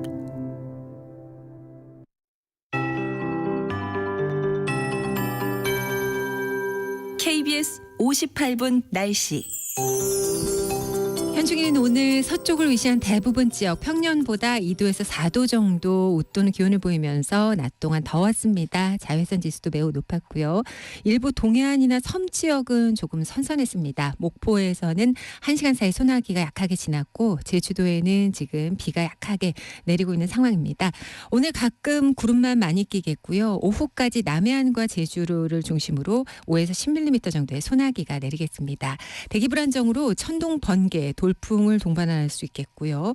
또 일부 지역으로는 쌀아구박이 떨어질 수 있으니까 안전사고에 유의하셔야겠습니다. 내일은 대체로 맑은 가운데 늦은 오후부터 저녁 사이 강원도 산지 쪽과 전북 지역의 동부 쪽으로 소나기가 내릴 가능성이 있는데 내일 예상 강우량은 5mm 정도로 오늘보다는 약하겠습니다. 오늘과 내일 내리는 소나기가 좁은 지역에 짧은 시간에 집중되면서 일시적으로 강하게 내릴 수 있어서 주의가 필요하겠습니다.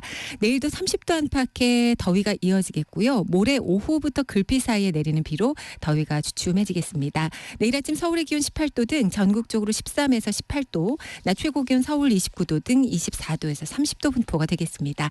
오늘 밤부터 내일 오전 사이 중부 서해안을 중심으로 매우 짙은 안개가 끼겠습니다. 지금 서울의 기온은 28.8도입니다. 강혜종입니다.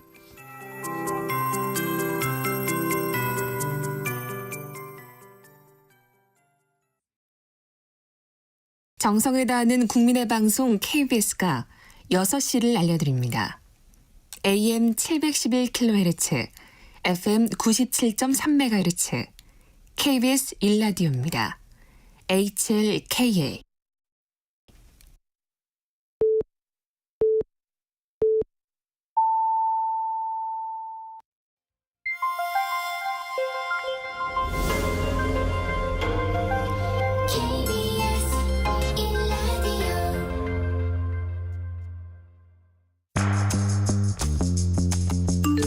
여러분은 지금 퇴근길 시사편지 한 장 KBS 1라디오 뉴스레터 K를 듣고 계십니다.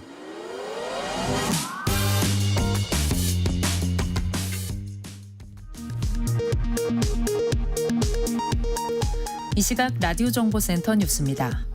윤석열 대통령은 오늘 제69회 현충일 추념식에 참석해 북한이 비이성적 도발로 우리의 삶을 위협하고 있다고 비판했습니다. 윤 대통령은 북한의 도발을 결코 좌시하지 않겠다고 경고했습니다.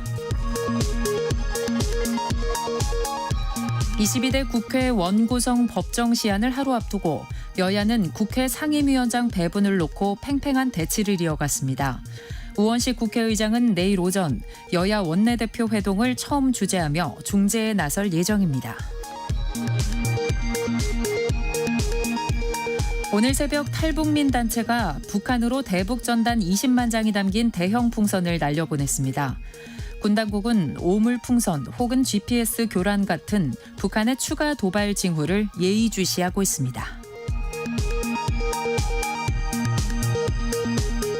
푸틴 러시아 대통령은 한국이 우크라이나에 무기를 직접 공급하지 않는 점을 높이 평가하며 한러 관계를 회복할 준비가 돼 있다고 밝혔습니다.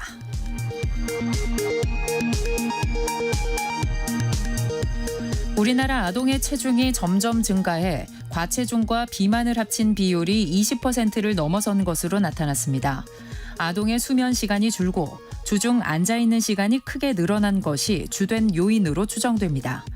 정신건강 고위험군도 증가한 것으로 조사됐습니다. 지금까지 라디오 정보센터 뉴스 편유희였습니다.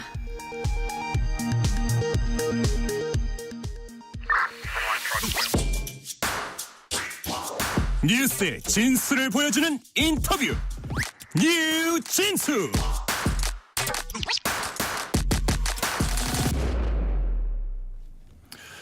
오늘은 6월 6일 현충일입니다. 불타는 전장에서 나라가 풍전등화의 위기에 처해 있을 때 자신의 생명을 다해서 이 땅을 지켜낸 호국 영령들과 순국 선열들을 기리는 날입니다. 뉴스레터 K가 현충일을 맞아서 특별한 인터뷰를 준비했습니다. 호국 용사들의 유고를 수습해서 조국과 가족의 품에 안겨주는 국방부 유해 발굴 감식단 이군원 단장 모시고 6.25 전사자 공동 유해 발굴 현황과 의미 짚어보겠습니다. 이군원 단장님 어서 오세요. 예, 안녕하십니까. 반갑습니다. 반갑습니다. 먼저 국방부 유해 발굴 감식단에 대한 소개 간단히 좀 부탁드릴게요. 네, 유해 발굴 사업은 2000년부터 6.25 전쟁 50주년 기념 사업으로 시작되었습니다. 나라를 위해 희생한 분들을 국가가 끝까지 책임진다라는 국가 무한 책임의 의지를 실현하고자 국민적 공감대 속에서 6.25 전사자 유해 발굴 등에 관한 법률에 근거해서 2007년에 우리 단이 창설되면서부터 본격적으로 추진하게 되었습니다. 유해 발굴 사업은 단순히 유해를 찾는 사업이 아니라 유해를 발굴하여 신원을 확인하고 가족의 품으로 돌려드리는 사업으로 이후에는 예를 다하여 현충원에 안장하고 국가보훈부와 협업해서 합당한 예우를 해드릴 수 있도록 하는 사업입니다. 이를 위해서 우리 단은 조사 발굴, 신원 확인, 후속 조치를 독자적으로 수행할 수 있도록 조직된 국내 유일한 전문기관으로 현역 군무원 등 300여 명으로 구성되어 있습니다. 네, 정말 값진 일을 하고 계신데요. 유해 발굴 작업이라는 게 기술적 부분도 이제 뒷받침돼야 할 텐데 우리나라 유해 발굴 기술이 어느 정도 수준인지 궁금합니다. 세계 여러 나라에 유해 발굴 기술도 전수하고 있다고요. 네, 그렇습니다. 우리 단은 유해 발굴 경험과 기술력을 세계에 알리고 각국에 도움을 주기 위한 노력을 계속하고 있습니다. 2011년에는 한미 유해 발굴 협력을 위한 양해각서를 체결했고 12년에는 리비아 내전으로 발생한 실종자를 확인하는 데 지원팀을 파견하기도 했습니다. 13년 이후로는 6.25 전쟁 참전 벨기에군 실종자 지원 MOU를 체결했고 베트남 전쟁 실종자 유해 발굴을 위해서 기술 전수를 하거나 노하우를 공유하는 것을 진행했으며 작년에는 특히 호주를 방문해서 상호 교류 협력을 기틀을 닿았습니다. 오는 6월 10일부터 14일까지 5일간 서울 용산에 있는 록하우스 호텔에서 제3회 신원 확인 학술 회의를 개최합니다. 네.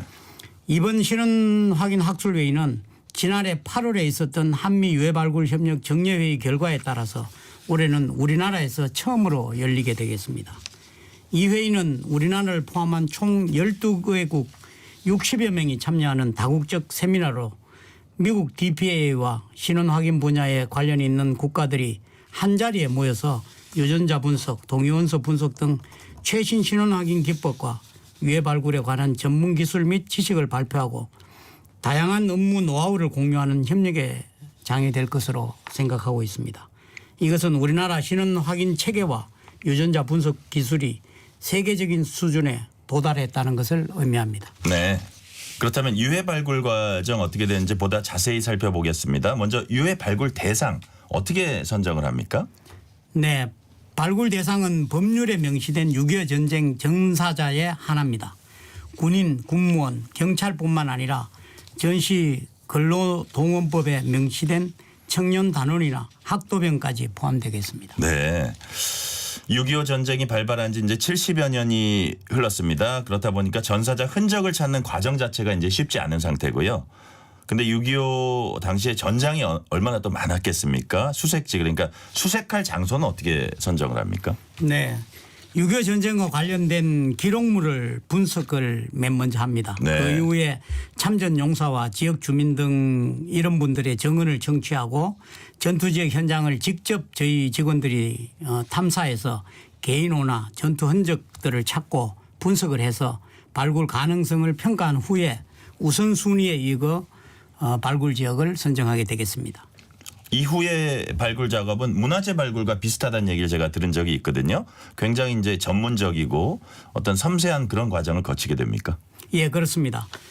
발굴 지역이 일단 선정이 되면 네. 군단 발굴팀과 협업을 해서 발굴 준비기에 지정된 발굴 부대 장병을 교육을 합니다.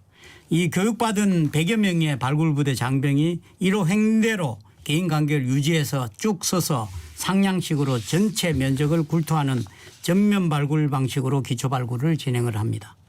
유해가 식별이 되고 나면 우리 단 전문 발굴 인력이 투입돼서 유해 회복적 자세를 고려해서 굴투 범위를 선정하고 확장 및 노출을 시킨 후에 붓이나 데칼 이런 문화재 발굴 도구와 기법을 네네. 적용해서 발굴하고 수습을 하게 되겠습니다. 그러면 유해를 발굴하면은 이후에는 어떤 과정을 거치게 됩니까? 발굴 현장에서 수습된 유해는 각 부대별로 임시 감식소가 있습니다. 네네. 여기에서 기초 감식을 한 후에 우리 단에 있는 신원 확인센터 중앙 감식소로 봉송이 됩니다. 이 봉송된 유해는 인류학적 감식을 위해서 인종이나 성별, 연령, 신장 등 생물학적 특징을 추정하는 한편 유품이 동시에 분석이 이루어지겠습니다. 인류학적 감식이 완료된 후에는 유전자 분석을 통해서 가족관계 확인에 필요한 유전자형을 분석하고 네. 유가족 유전자형과 이 유해 유전자형을 비교 분석을 통해서 가족관계 일치 여부를 확인하게 됩니다. 최종 신원 확인은 발굴의 정황이나 해당 지역의 전사, 인류학적 감식 결과, 유품 분석 결과, 그다음 유전자 분석 결과 등을 종합적으로 해서 심의를 거쳐서 확정하게 되겠습니다. 네. 가족을 찾지 못하면 그럼 어떻게 하나요? 신원이 확인되지 않아서 가족을 찾지 못한 유해는 연말에 네. 합동 봉안식을 거쳐서 우리 단에 있는 신원 확인센터 유해 보관소에 모셔집니다. 현재 유해 보관소에는 11,000여 구의 유해를 보관하고 있고 항온 항습을 유지한 가운데서 유해는 중성지 박스 내에 보관해서 최대한 산화를 억제하고자 노력하고 있습니다. 네. 지난 2007년에 유해 발굴 감식단이 정식 발족했다고 하셨습니다. 현재까지 발굴 실적 좀 정리를 해 주세요. 네. 찾아야 할 국군 전사자 13만여 문 중에서 현재까지 발굴한 국군 전사자는 11,000여 구입니다. 네. 안타깝지만 그중에서 신원이 확인돼서 가족으로 품으로 모신 분은 현재 233명으로 약 2%에 불과합니다. 아직도 이름 모를 사냐에 홀로 남겨진 12만여 분의 호국 영웅들이 계십니다. 이분들을 하루빨리 찾아서 가족의 품으로 돌려보내드리기 위해 최선의 노력을 다하고 있습니다. 네.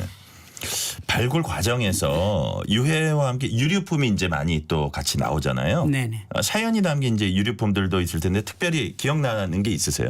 네, 발굴 유품은 전사 당시 고인이 이제 지녔던 소지품인데 네. 전사 현장이 얼마나 참혹했는지를 짐작하게도 하고 또 신원 확인을 하는 결정적인 단서가 되기도 합니다. 네. 먼저 생각나는 것은 영화 태극기를 휘날리며의 모티브가 된 이야기입니다. 2000년 4월에 칠곡 다부동 지역에서 6.25 전쟁 당시에 네. 산한 국군으로 추정되는 백골이 웅크린 모습으로 발견됐습니다. 이것이 6.25 전사자 유해 발굴 사업 1호 유해였는데 그 모티브였나요? 그렇습니다. 그 영화에? 네, 그렇습니다. 웅크리고 있는 장면 저도 기억나는데 쫙 이렇게 줌아웃하면서요. 네, 그러시죠. 그 유해와 함께 그 발굴된 유품이 호루라기, 빛, 만년필, 삼각자 이런 것들이 나왔습니다. 네. 그 손바닥 크기의 그 노란색 삼각자에는 아주 세필로 최승갑이라고 이름이 적혀 있었습니다. 최승갑 씨. 네네. 예. 이 이름을 바탕으로 저희들이 추적 확인해 본 결과 50년 만에 빛을 본 백골은 국군 수도사단 소속 고 최승갑 하사님이었습니다.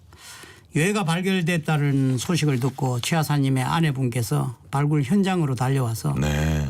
유품인 호루라기를 쥐면서 휴가 올 때 차고 나왔다고 말하면서 남편이 조각난 그 두개골이 드러나자 이제라서 만나서 다행이다. 백골이라도 봐서 좋다. 이렇게 말씀하시면서 펑펑 우셨다고 합니다.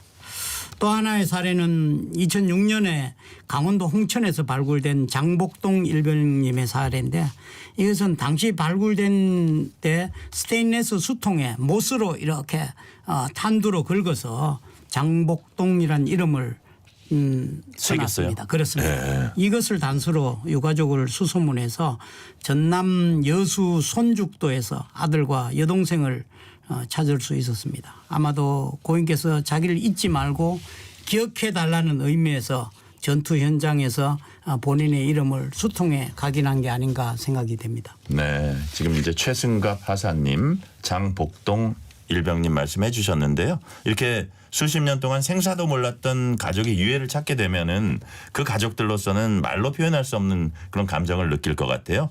그런 거 관련해서 또 생각나는 사례 있으세요? 네, 2001년 강원도 춘천에서 발굴돼서 재작년 11월에 신원이 확인된 고 최봉곤 일병님의 딸 최월선님이 기억에 남습니다. 네. 제가 직접 경남 밀양에 갔었는데 이분의 말씀에 따르면 부친께서 10밤만 자고 올게라고 말씀하시면서 입대를 하셨다고 합니다. 네. 당시 3살 배기던 딸이 이제 1년이 넘은 할머니가 되셨습니다. 저희 단에서 신원 확인되었다고 연락이 드리기 하루 전날 아버지가 꿈에 나오셨다고 하시면서 네. 귀한 행사 때 정말 아기처럼 울음을 터뜨리던 모습이 생생합니다.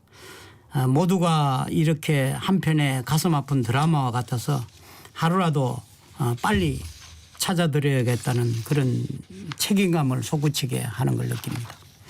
또 하나는 국방부 그 장관님께서 어제 주관하셔서 진행된 호국의 형제 사례입니다. 대한민국을 지키기 위해서 1950년에 그때는 자식들이 많았지만 네. 삼형제가 함께 창전한 경우는 매우 드뭅니다. 첫째와 셋째 아들 두 분은 전사하시고 둘째 분은 살아서 계시다가 형님과 동생을 계속 그리다가 2014년에 돌아가신 사례가 되겠습니다. 네.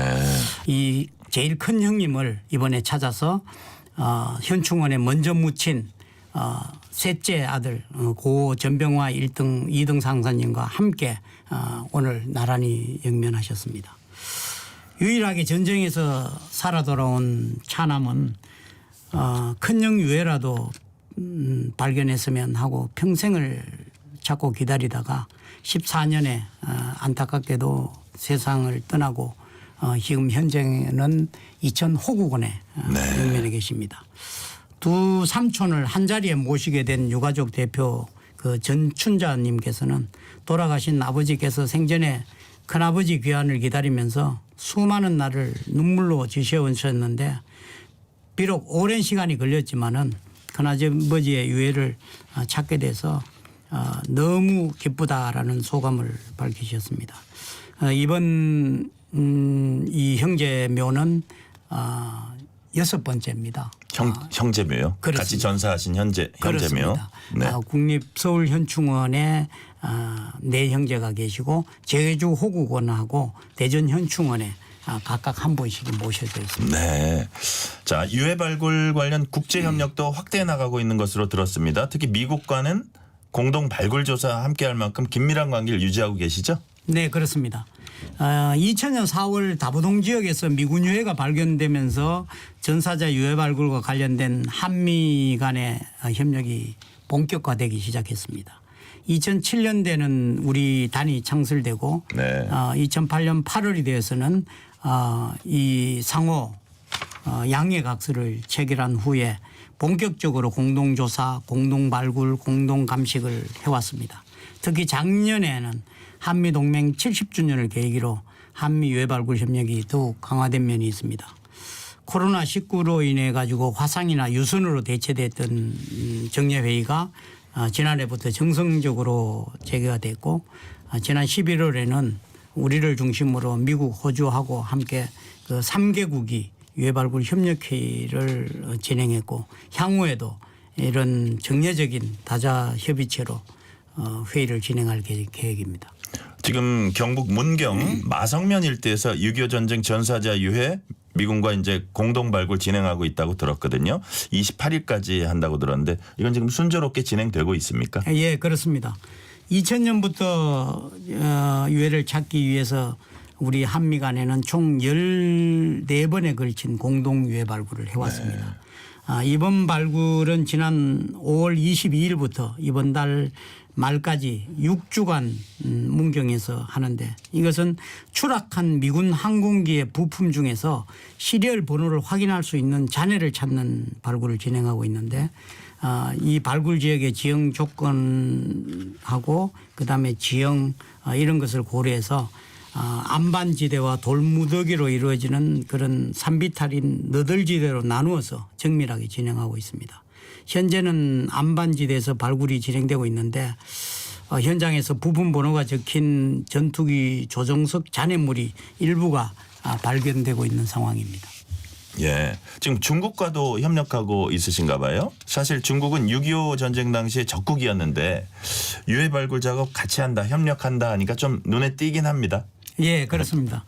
그 2014년부터 한중국 그 양국이 네. 국제법과 인도주의 정신에 입각해서 국내에서 발굴된 중국군 유해 송환을 추진하고 있습니다. 지금까지 총 10차례에 걸쳐서 938구의 중국군 유해를 송환했습니다. 이것은 그 한중 정부가 인도주의와 상호 존중 정신을 바탕으로 해서 협력해 온 결과로서 이와 같은 국제적인 협력을 통해서 군사 외교 발전뿐만 아니고 한중 상호 우호 관계를 정진하는 데 기여했다고 저희들은 판단하고 있습니다.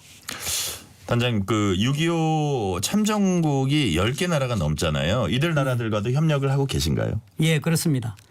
저희 6.25 전쟁에 참전한 유엔군은 22개국인데 이 미수습 전사자 실종자는 약 8,100여 명입니다. 현재까지 6개국과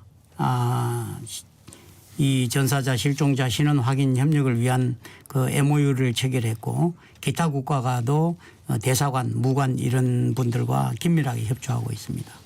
재작년 11월에는 신원이 확인된 영국군 유해 3구를 최초로 부산에 있는 유엔군 묘지에 안장도 했고 이분들이 6.25 전쟁 때 우리나라를 위해서 희생하고 공헌한 것을 저희들이 기억하고 국민과 함께 추모할 수 있는 그런 계기를 마련했습니다. 유해 발굴 작업 이제 진행하시면 고충도 많을 겁니다. 특히 가족 찾는 일이 어렵죠. 예, 그렇습니다. 매우 어렵습니다. 이것이 사실은 저희들이 오늘 말씀드리고자 하는 관건이고 네. 또 매우 중요한 일이라고 할 수 있겠습니다. 사실은 참전 용사들이 고령화되고 국토 개발에 따라서 지형이 변화되고 또 자료도 부족하고 이래서 유해 발굴 사업은 현재 매우 어렵고 또 네. 시간과의 전쟁을 저희들이 하고 있습니다. 고령화되셨잖아요. 그렇습니다. 그렇죠? 네. 대부분이 또 그 당시에는 일부 유해만 발굴되거나 인식표와 같은 이런 신원을 특정할 만한 유품들이 잘 안 나오기 때문에 유해는 1년에 한 200여 이상을 발굴하지만 네. 어느 분인지를 알 수가 없습니다. 따라서 현재에는 유해 유전자와 생존 유가족의 유전자를 직접 대조하는 방법이 신원 확인의 거의 유일한 방법이라도 할 수 있겠습니다. 따라서 유해 신원 확인하기 위해서는 유가족의 시료 채취가 무엇보다도 절실한 실정입니다. 이래 사실은 70년이 지난 유해 신원 확인 과정에서 최대한 가까운 촌수의 다수의 유가족 유전자가 필요합니다. 네. 전사자 수와 비교해 보면 아직 많이 부족한데 약 50%가 조금 넘는 수준입니다. 그리고 또 가까운 유가족 분들이 고령에다가 70년이 지났었는데 찾을 수 있겠냐 뭐 이런 생각으로 시료 채취를 하지 않으시는 분들이 많은데 꼭 찾을 수 있다는 확신을 갖고 많은 동참을 해 주셨으면 하는 바람입니다. 지금 얘기 듣고 보니까 정말 시간과의 싸움이네요. 유해 발굴 감식단이 6월 호국 보훈의 달을 맞아서 새로운 대국민 캠페인을 추진하고 있다고 들었습니다. 캠페인명을 당신도 유가족일 수 있습니다 해서 군 매치 캠페인으로 바꾸고 영웅의 귀한 길 DNA로 함께 밝혀요라는 새로운 슬로건도 제작을 했습니다. 대국민 캠페인의 내용과 취지 좀 설명해 주세요. 예, 그렇습니다. 저희들이 새로운 슬로건으로 영웅의 귀환길 DNA로 함께 밝혀요로 제작했습니다. 이는 그 유가족 유전자 시료 채취봉이 성냥과 비슷한 모양이라는 점에서 착안해서 네. 유전자 시료 채취 참여를 통해서 전사자 유해의 유가족 유전자의 일치 여부를 확인하고 마치 성냥불이 어둠을 밝히듯 호국 영웅의 귀환길을 환하게 밝힌다는 의미를 담고 있습니다. 앞으로 우리 단은 군매치 캠페인을 통해서 호국 영웅분들의 명예로운 귀환길을 밝히는 불씨가 되도록 최선을 다하겠습니다. 네.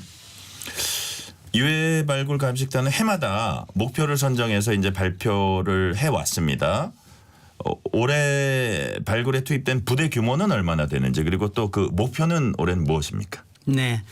올해 유해 발굴은 30개 사야단급 부대 연인은 약 10만여 명 이상을 투입해서 네. 6.25 전쟁 당시 주요 격전지인 연천이나 인제 등 전국 그 36개 지역을 중심으로 진행할 예정입니다.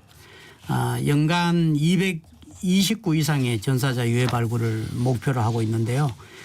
유가족 유전자 시료 확보는 12,500개 이상을 채취하고 또 발굴된 유해 신원 확인은 25명 이상을 목표로 하고 있습니다. 이 그 목표를 달성하기 위해서 올 3월에는 경북 대구 지역에 그다음에 11월에는 경남 부선 지역에서 진행되는 민관군 협업으로 유가족 집중 찾기를 추진하고 또 유가족들과 소통을 넓히기 위해서 지난 4월에는 전라남도 광주에서 10월에는 인천에서 유가족 사업 설명회를 개최할 예정입니다. 또 보건소, 보훈병원, 요양병원, 병무청 등 다양한 관계기관과 협업해서 신원 확인에 필수적인 유가족 유전자 시료 제출을 독려하고자 노력하고 있습니다. 네. 아무쪼록 이름 없던 호국 용사들이 속속 가족의 품으로 안겼으면 하는 바람 가져봅니다. 마지막으로 청취자 여러분들께 단장님께서 꼭 하시고 싶으신 말씀 한 말씀 해주세요. 네. 국가와 국민이 누구를 기억하느냐가 그 나라의 국격을 말해준다고 생각합니다. 네. 사실 국가가 위기에 처했을 때 자신의 목숨을 담보로 전쟁에 나서도록 명령하는 게 국가의 권리라면 전쟁이 끝났을 때는 그분들을 모셔와서 국가의 이름으로 선양하고 가족의 품으로 돌려보내드리는 것이 국가의 의무라고 생각합니다. 국가의 존재 이유인 것 같기도 합니다. 네, 그렇습니다. 전사자 유해 발굴과 신원 확인은 시간과의 싸움이며 지금 세대에서 이 전사자 유가족들을 찾고 또 유해를 찾아서 가족의 품으로 돌려보내드리지 못한다면은 앞으로 이분들은 영원히 무명용사로 남을 수밖에 없는 운명입니다. 그렇기 때문에 오늘도 누구에겐가 발견되기를 기대하면서 잠들어 있는 12만여 분의 호국 영웅들을 마지막 한 분까지 하루빨리 조국과 가족의 품으로 모실 수 있도록 우리 정부와 국방부, 우리 유해 발굴 감식단 전 직원들은 사명감을 가지고 최선의 노력을 다하겠습니다. 네. 여기까지 말씀 듣겠습니다. 지금까지 이근원 국방부 유해 발굴 감식 단장이었습니다. 단장님 감사합니다. 감사합니다. 실시간 교통정보 듣고 오겠습니다. 교통정보센터 김민혜 리포터 나와주세요. 네, 이 시각 교통정보입니다. 고속도로 이제는 일부 구간 정체만 제외하면 전반적인 흐름 좋습니다. 서울 양양고속도로 서울 쪽으로 남양주 요금소에서 강일 사이로만 정체 이어지고 있고요. 영동고속도로 인천 방향은 동수원에서 광교터널, 더 지나 군포에서 반월 터널까지 각각 더디게 지나고 있는데요. 이 반월 터널 부근 2, 3차로에서는 승용차 관련 사고나 처리하고 있어서 주의가 필요하겠습니다. 평택 시흥고속도로 시흥 쪽은 송산 마도에서 남한 3분기점까지 6km 정체되고 있고요. 부산 울산고속도로 부산 쪽 동부산에서 부산 울산 시점까지는 5km 밀리고 있습니다. 또 부산 외곽고속도로 창원 방향은 기장 분기점 일대로 정체입니다.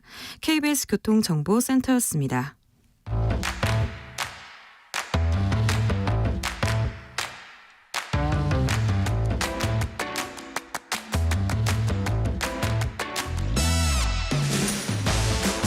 파고 또 파고 골라서 엄선한 뉴스만 전해드립니다.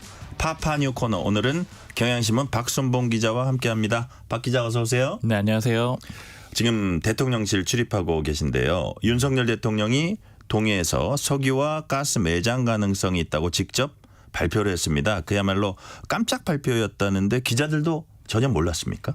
네, 국정 브리핑이란 거를 할 거다. 뭐 네. 그런 정도는 알고 있었는데 주제나 시간 이런 것도 전혀 모르는 상태였고요. 네. 특히 윤 대통령이 국정 브리핑을 이제 라이브로 했거든요. 그게 이제 월요일에 했었는데 오전 10시에 생중계가 됐어요. 그래서 네. 그 시간을 몰랐기 때문에 급하게 좀 현장으로 이동하는 그런 모습도 있었고 또 영상 기자들도 촬영을 해야 되잖아요. 또 급하게 좀 움직이는 그런 상황들도 있었습니다.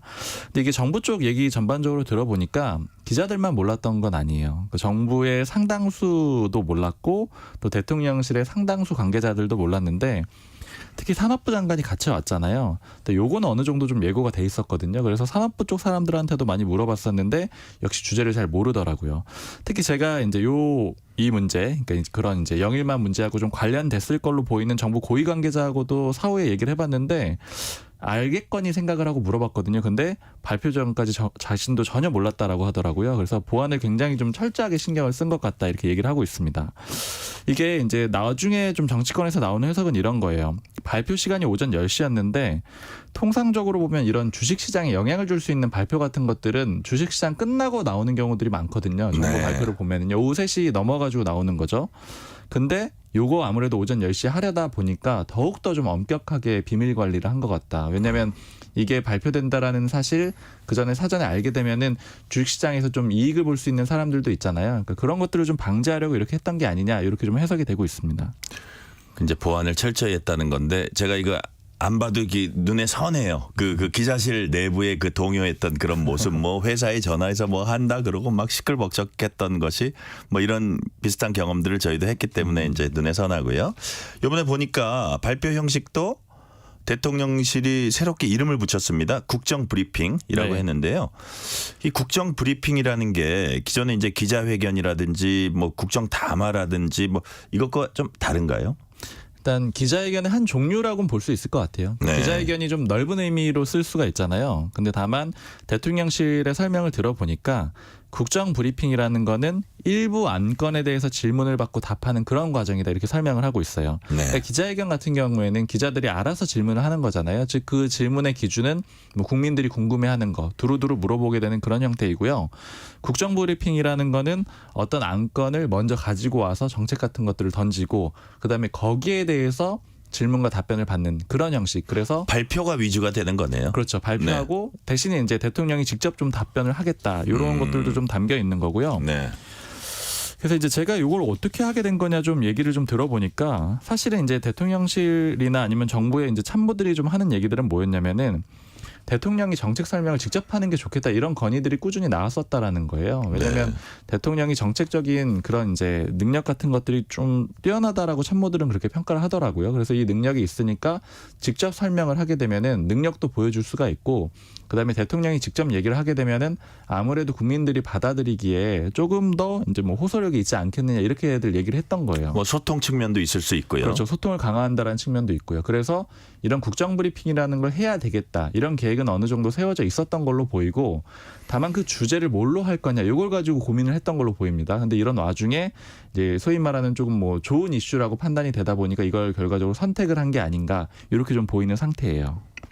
이 이슈를 선택한 게 그냥 제 느낌으로는 이렇게 정치 현안이라는 게 왜 이렇게 좀 우울한 것들이 많잖아요. 네. 그래서 좀 희망을 주려는 것을 선택하지 않았나 이런 얘기를 하는 국민들이 많고 자 우리나라가 산유국이 된다는 건 기쁜 소식입니다. 그런데 정치권에선 가능성에 대한 논쟁이 지금 벌어지고 있습니다. 여야 속내는 어떻다고 보세요? 그러니까 일단 표면적인 얘기부터 간단하게 해드리면 이제 야당 같은 경우에는 의심하고 조금 정치 공세를 펼치고 있는 상황이죠. 특히나 뭐 천공까지 엮어가지고 공격을 하고 있는 그런 상황인 거고요. 여당 같은 경우에는 뭐 기대하고 환영한다 이런 입장을 내놓은 상태고요. 근데 이제 다만 내부적으로 얘기를 들어보면 소수 의견 같은 것들이 있어요. 일단 야당 쪽에서도 이게 윤 대통령 입장에선 별로 나쁠 게 없는 카드로 보인다 이런 얘기도 하더라고요. 뭐 민주당 중진 의원이랑 얘기를 해봤는데 이런 얘기를 하는 거예요. 이 중진 의원 같은 경우에 좀 산업 쪽 전문가로 이제 들어온 의원인데 자기가 봤을 때는 석유나 가스가 있을 가능성은 있는데 그게 경제성이 있을 가능성은 별로 없어 보인다라는 거예요. 만약에 경제성이 있을 수 있었다라고 하면은 이 돈에 관련된 문제는 민간이 훨씬 빠르다라는 거죠. 그러니까 정부보다 훨씬 빨리 민간에서 움직여서 이미 찾아냈지 않았겠느냐 이렇게 생각을 하는데 다만 실제 경제성이 없다고 하더라도 1년 뒤쯤에 이제 시출하고 나서 뭐 중간 결과 정도를 발표하게 될 거 아니에요. 그때 발표를 했을 때 경제성이 없어가지고 있기는 했으나 뭐 이렇게 좀 개발하기는 좀 어려울 것 같다. 이렇게 대통령이 발표를 한다고 하더라도 이게 마이너스는 별로 안 될 것 같다라는 거죠. 미치는 장사는 아니다. 그렇죠. 지금 단계에서는 일단은 사실 여러 가지 좀 악재가 있는 상태잖아요. 총선 이후에 지지율도 좀 빠지고 있고 뭐 거부권을 여러 번 행사하면서 부담도 되고 있는 상황인데 이런 안건을 던지게 되면 일단 시선은 분산시킬 수가 있고 그다음에 나중에 결과가 나왔을 때 크게 또 책임을 져야 되는 상황은 아니고 이런 정도로 좀 나쁘지 않은 카드로 쓴 게 아니냐 이런 해석들이 좀 있고요. 또 반대로 여당 쪽에서 또 소수 의견을 좀 말해드리면 역시 또 뭐 중진 의원이 그 국민의힘 소속의 중진 의원이 하는 얘기인데 이번에 이렇게 대통령이 직접 발표한 건 좀 아쉽다 이런 평가를 좀 하더라고요. 이게 왜냐하면 일단 대통령이 최후의 보루인데 먼저 나서는 게 좀 부담이 되고요. 왜냐하면 이제 이 여당 의원 같은 경우에는 나중에 발표가 났을 때 아닌 걸로 나오게 됐을 때 또 대통령이 다 직접 부담을 져야 된다라는 거죠. 그런 거는 한 장관 정도 수준에서 부담지면 되는 거 아니냐 뭐 이런 얘기 같네요. 맞아요. 여당 쪽에서 그 얘기들 좀 많이 해요. 이게 일반적인 프로토콜로 보면은 장관이 하는 게 맞고, 그리고 두 번째 프로토콜로 하는 얘기는 지금 이제 세 가지 단계가 있다라고 보면 두 번째 단계가 있기 전에 대통령이 발표를 한 거잖아요. 네. 근데 이제 시추공을 좀 뚫어보고, 그러니까 좀 땅을 파보고 그 다음에 발표하는 게 맞는데 두 가지 점에서 좀 아쉽다라는 거죠. 그러니까 대통령이 직접 발표, 그 다음에 단계적으로 봤을 때는 너무 좀 일렀다라는 거. 특히 예전 사례도 좀 많이 얘기하는데 박정희 전 대통령이 발표를 했을 때도 네. 뭐 결과적으로는 해프닝으로 끝나긴 했는데 그때도 어찌됐던 간에 2단계를 마치고 발표를 했었거든요. 그러니까 그런 점에서는 조금 아쉽다. 근데 다만 지금 이제 기술 수준이 그때보다는 많이 발전을 했기 때문에 아무래도 어느 정도 근거가 있어서 하는 얘기 아니냐 이런 얘기들도 또 여권에서 나오고 있습니다. 네. 자, 민주당 얘기로 넘어가 보겠습니다. 민주당은 계속해서 당원들의 의견을 반영하는 움직임을 보이고 있습니다. 대표적으로 국회의장 후보 뽑는데 당원 투표 20%에 반영하는 안도 나오고 있고요. 강성 지지층 위주로 가는 것 아니냐 이런 우려도 나오고 있습니다. 의원들 속마음은 어떤가요? 우려를 표하는 의원들도 사실 있고 네. 그다음에 더 적극적으로 당원들 표 반영해야 된다 이런 의견도 섞여 있는데 네. 제가 전반적으로 좀 얘기를 들어봤을 때 제 취재 결과 좀 느껴지는 거는 당원들 표 더 많이 반영해야 된다. 좀 확신에 차 있는 그런 의원들이 좀 많은 것 같아요. 뭐 제가 좀 굉장히 좀 특이하게 느낀 게 그러니까 22대에 들어오는 민주당 초선 의원들 중에 보면은 얘기를 해보면은 내가 굉장히 잘 싸울 수 있다. 이런 얘기하는 사람들이 굉장히 많아졌어요. 이게 사실은 예전에는 그렇게 많이 있는 풍경은 아니었거든요. 네네. 예를 들어 뭐 대변인 시키게 되면은 나 너무 많이 싸워야 되려나? 너무 공격수 역할하면 나중에 이미지 안 좋아지는 거 아닌가? 이런 생각하는 의원들이 많았는데 네. 22대 민주당 초선 의원들은 모 관계자 이렇게 표현하더라고요. 내가 만약에 법사위 가게 되면은 난 아예 대검 앞에 가가지고 거기 좌판 깔고 앉아서 난 투쟁을 할 거다. 아니면 또 나는 또 다른 뭐 의원 같은 경우에는 난 정말 재산 생각 안 하고 강하게 싸울 거다 이런 얘기들을 막 하는데 결국 이게 좀 분위기 자체가 좀 달라졌다라고 느껴지는데 분위기가 어떻게 달라진 건가요? 이게 왜 이런 거냐 이렇게 좀 얘기를 들어보면 네. 이 흐름상 그런 좀 학습이 된 걸로 보여요. 그러니까 지난번 이제 공천 때 보면은 뭐 비명 행사라는 말도 나왔지만 어쨌든 경선 결과를 보면은 친명계들이 다 이겼거든요. 그래서 경선 과정에서도 어쨌든 친명계들이 이겼다. 이건 왜 이런 거냐 이런 얘기들을 좀 나눠보면은 결국에는 윤석열 정부랑 잘 싸울 수 있는 사람을 선택을 했다라고 민주당 내부에서 판단을 하고 있는 겁니다. 그리고 특히 내부에서 싸웠던 사람들에 대해서는 저기 윤석열 정부랑 싸우지 않고 어디 가서 뭐 했느냐 이런 식의 비판이 있다라는 거죠. 결국 이 과정에서 지켜보니까 결국 당원들의 지지를 받기 위해서는 잘 싸우는 모습, 도드라지는 모습 이런 것들을 보여줘야 된다라는 거고 좀 무리를 해서라도 자기가 상체기가 나더라도 적극적으로 하는 모습. 그렇죠. 예, 그게 예. 일종의 학습이 된 거고요. 그다음에 지금 민주당 분위기를 보면 당원들의 힘이 점점 강해지고 있잖아요. 그러니까 결국에는 이 당원들의 뜻을 최대한 많이 반영을 해야만 내가 앞으로도 국회의원도 더 할 수 있고 또 유력한 정치인이 될 수 있다. 이런 분위기가 좀 있는 거고요.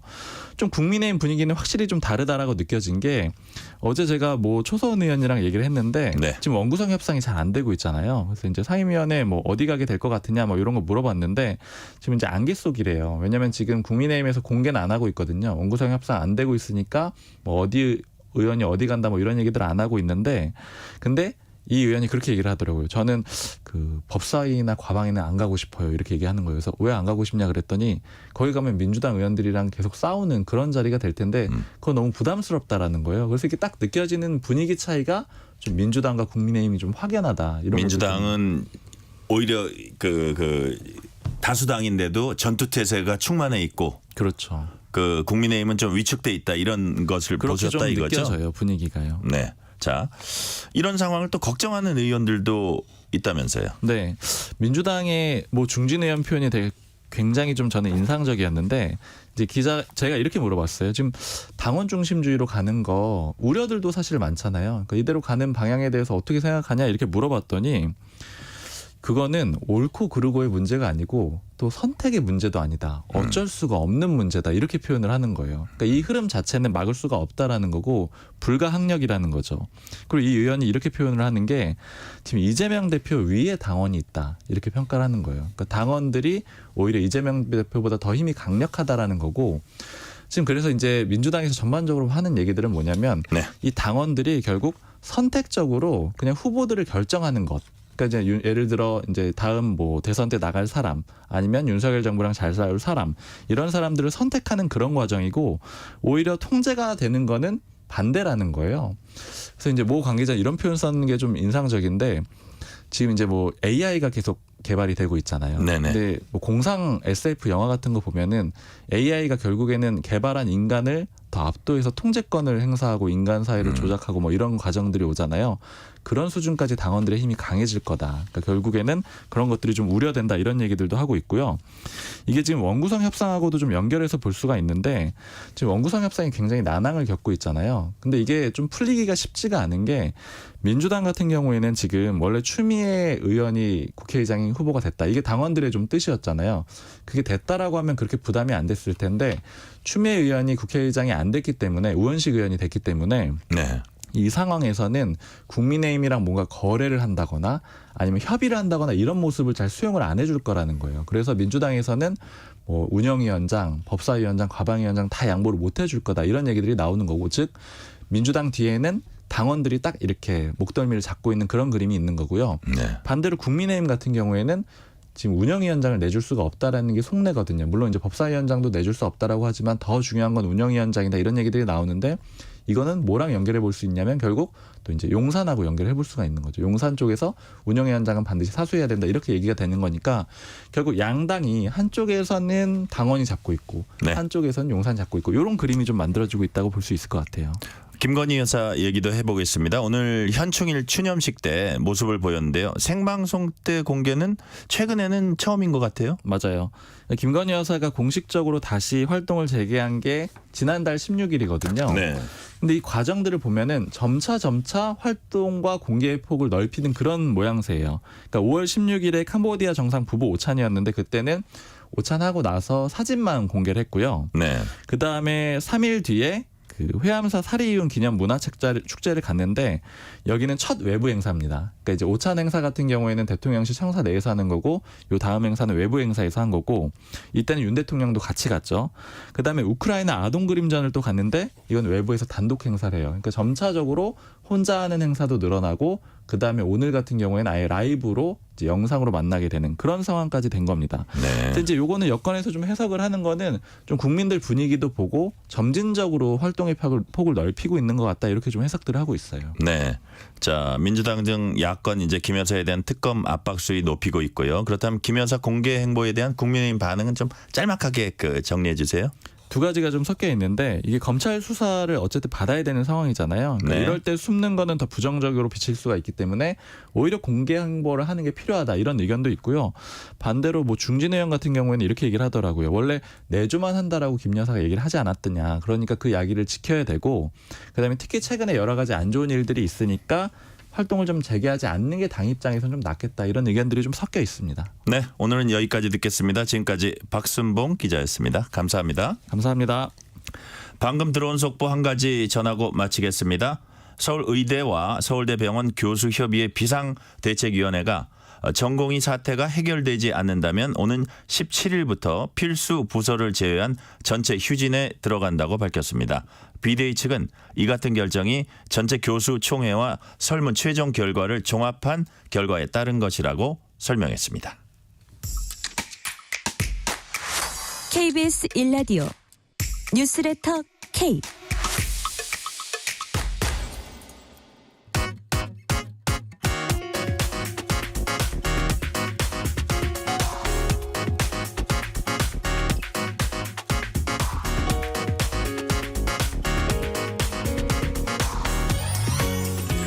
어려운 뉴스 뒷면에 숨어있는 심리, 다양한 이슈를 심리학적 관점에서 풀어보는 시간 뉴스가 알고 심리. 김태훈 경남대 심리학과 교수 나오셨습니다. 교수님 어서 오세요. 안녕하세요. 반갑습니다. 반갑습니다. 매번 기대되는 이 시간. 오늘은 어떤 얘기 준비하셨습니까? 오늘은 MBTI에 대해서 이야기를 해보려고 합니다. 네네. 이게 코로나 팬데믹 기간에 유행하기 시작했는데요. 이제는 일상의 대화 속에서 자리 잡을 정도로 뭐 토착화되었다고 할까요? 본래 우리나라 건 아닌데 우리나라 들어와서 토착화됐어요? 네, 그러니까 굳이 비교하자면 예전에 혈액형 말씀하시는 것처럼 MBTI가 일상 대화로 자리 잡고 있습니다. 그래서 MBTI가 도대체 뭐길래 사람들이 이렇게 관심을 많이 가질까에 대해서 한번 생각해보고 이야기를 나눠보면 좋겠습니다. 네. 오늘이 그런 시간이다. 네네. 이제 말씀해 주셨고요. 네. 자, 이제 MBTI는 기본적으로는 성격 유형에 대한 검사잖아요. 그죠? 네. 본격적인 얘기 들어가기 전에 교수님도 테스트 해보셨을 것 같아요. 제가 이거를 대학 다닐 때 알게 됐어요. 그래서 지금부터 한 30년 전쯤에 그렇게 오래된 거예요? 이 검사는 지금부터 한 70년 전쯤에 개발된 검사입니다. 아, 그래요? 네. 그 사이에 뭐 개량된 것도 아니고 진짜로 30년 전에 그 개발된 그대로 있는 거예요, 네, 지금? 네. 오, 그래요? 그래서 30년 전쯤에 해봤는데요. 솔직히 너무 오래돼가지고 제가 그 내향적인 공부하실 때 그런 걸 알게 된 맞습니다. 거예요? 네. 아, 공부하시면서? 네. 예. 그래서 제가 내향적인 성향이었다는 거 말고는 잘 기억이 안 나고요. 그 이후로 해본 적이 없습니다, 사실. 아니 뭐 예를 들어서 뭐 최근에라든지 그 코로나 팬데믹 때라든지 안 해보셨어요? 이게 그 심리학에서는 MBTI라는 검사를 성격 검사로 쓰고 있지 않습니다. 아, 심리학에서 어떤 정식 성격 검사는 아니라 이거죠. 네. 자, 이제 교수님 본인에 대해서는 내향적이라는 것만 밝히실 뿐 아주 구체적인 거를 지금 밝히시길 꺼리시는 것 같아요. 제가 보기에. 오케이, 제가 그냥 넘어갈게요. 네. 일단 본인 MBTI에 대해서 뭐 어떻게 생각한다거나 그거는 어떻게 평가할 수가 없네요. 그러면. 그 당시에 그렇구나 하고 넘어갔던 기억만 나고요. 네. 근데 이제 MBTI가 뭔지 잘 모르시는 분들도 있으실 그러니까요. 것 같아서 간단하게만 설명을 드리면 성격을 총 16개 유형으로 나누는 검사인데요. 이제 외향과 내향 EI가 되죠. 그다음에 감각과 직관 S하고 N이 됩니다. 예. 그리고 EI, external, internal 뭐 이런 건가 보죠. 네네네. 예. 그다음에 이제 감각과 직관이 있고 그다음에 감정적인 거 feeling, 사고, 그다음에 thinking 이렇게 그다음에 FT 판단하고 인식, 그러니까 저징하고 perceiving이 있습니다. J하고 P. 네네. 이걸 이제 2개씩이니까 2 곱하기 2 곱하기 2 곱하기 2 하면은 16개 유형으로. 그래서 16 personalities 뭐 이렇게 나오는 거군요. 네네. 근데 이제 실제로는 성격이 그렇게 단순하게 나눌 수 있는 건 아니에요. 만약에 한국인에게는 16개의 성격밖에 없다. 네. 이렇게 말하면 너무 단순한 것 같다는 생각이 드실 수 있잖아요. 그렇죠. 네. 그래서 심리학에서 주로 사용하고 있는 검사는 MBTI가 아니고 헥사코라던가 빅5라던가 이런 검사를 사용합니다. 그건 이제 개인이 가지고 있는 성격 특성의 정도를 수량화해서 표현해 주는 거죠. 네네. 네. 자, 그렇다면 저도 이제 한번 검사를 해봤거든요. 네. ENFJ. 옛날에 한번 해봤는데 기억이 안 나가지고 우리 작가님이 꼭 한번 해보라 그래가지고 제가 했는데 ENFJ 뭐 선도자형 이렇게 나오더라고요. 네, 맞습니다. 그렇게 내용이 되게 좋던데요. 이거 괜찮은 겁니까? 어떻습니까? 일단 대부분 내용이 좋습니다. 그래요? 저는 뭐 제가 특별히 되게 바락 오바마, 유재석 씨 맞습니다. 이런 분들이 저 ENFJ라 그러지 별로 싫지는 않은데 어떤 성격인가요? 싫어하실 필요 전혀 없고요. 그 좋은 측면을 이렇게 설명해 주는 거기 때문에 그건 그대로 받아들이셔도 제가 보기에는 전혀 문제가 없고. ENFJ를 굳이 설명을 드리자면 이제 E는 외향적인 거고요. N은 감각적인 거고 F는 그 감정적인 거, 그다음에 J는 계획적인 거라고 말씀드렸잖아요. 그러니까 앞에 나서면서 그렇지만 사람들의 마음을 제대로 읽고 그다음에 그걸 그대로 직관적으로 해석할 수 있는 능력이 있고 또 그렇지만 계획에 따라서 잘 움직이는 거. 그래서 선도자형이라고 표현하는 거고요. 근데 이제 그냥 믿고 좋아해도 되느냐? 뭐 제가 보기에는 그냥 그런 근데 이게 공신력 있는 테스트나 아까 말씀하신 대로 심리학에서 쓰는 어떤 아주 이제 뭐라 그럴까요? 대표적인 테스트나 그런 건 아니라고 봐야 되잖아요. 네. 왜냐하면 이게 만약에 성격 검사라고 한다면 성격은 그렇게 쉽게 변하는 게 아닙니다. 만약에 기자님이 한 3, 4개월 만에 성격이 변했다. 이러면 좀 이상하잖아요. 근데 이 테스트는 또 변해요? 변합니다. 변하는 분들이 꽤 있습니다. 이유가 뭐예요?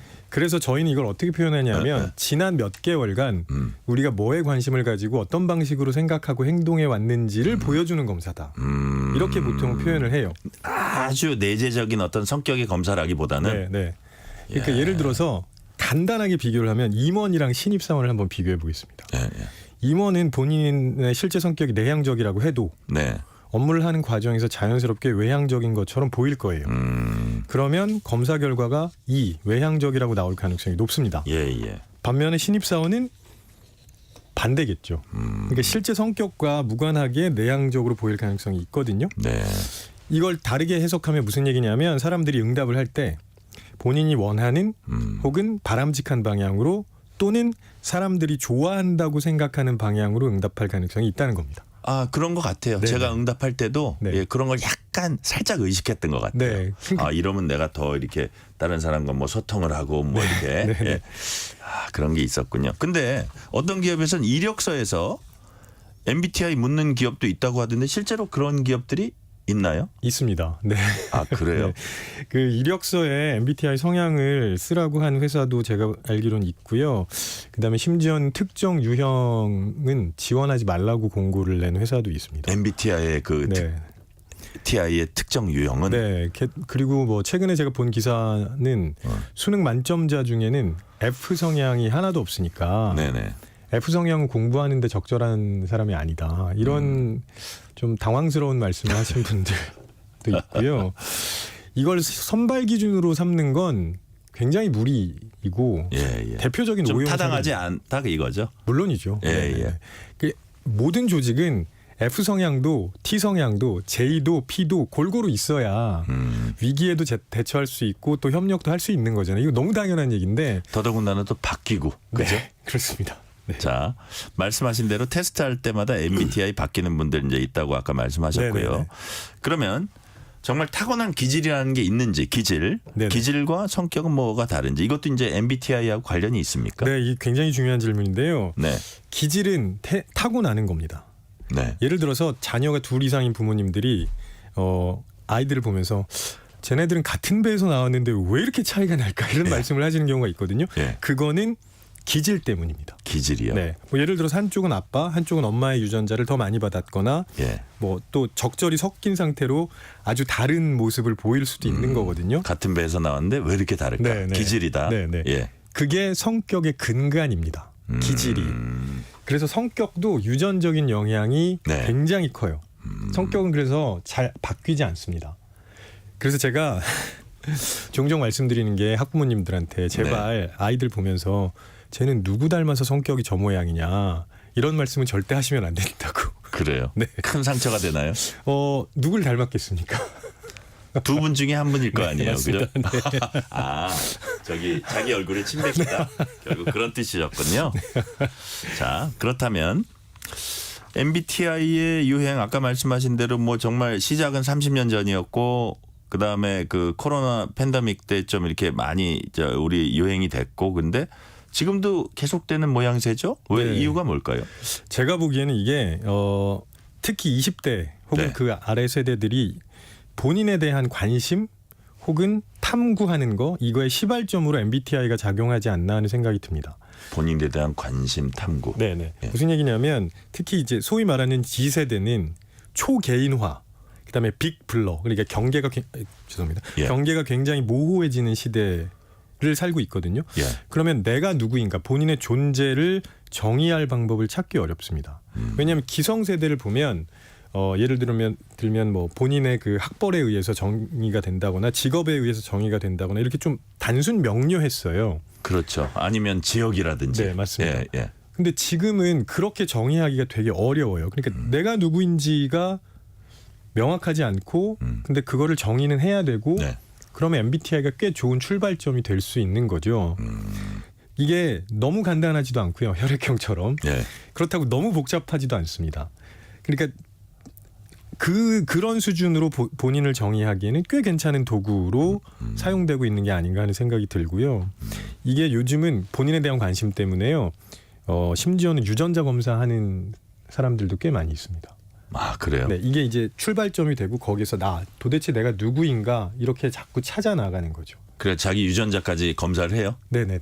아니 뭐 어디 누구하고 뭐 이게 출생의 비밀해가지고 유전자 비교하고 이게 아니더라도 그렇죠. 그냥 자기 유전자 검사를 내가 도대체 어떤 유전자를 가지고 태어났느냐 이런 이게 거에 출발점이 돼서요. 네네네. MBTI가 지금 말씀 들어보니까 다른 나라에 비해서 우리나라 사람들이 좀 MBTI 좀 더 믿는 편인 것 같아요.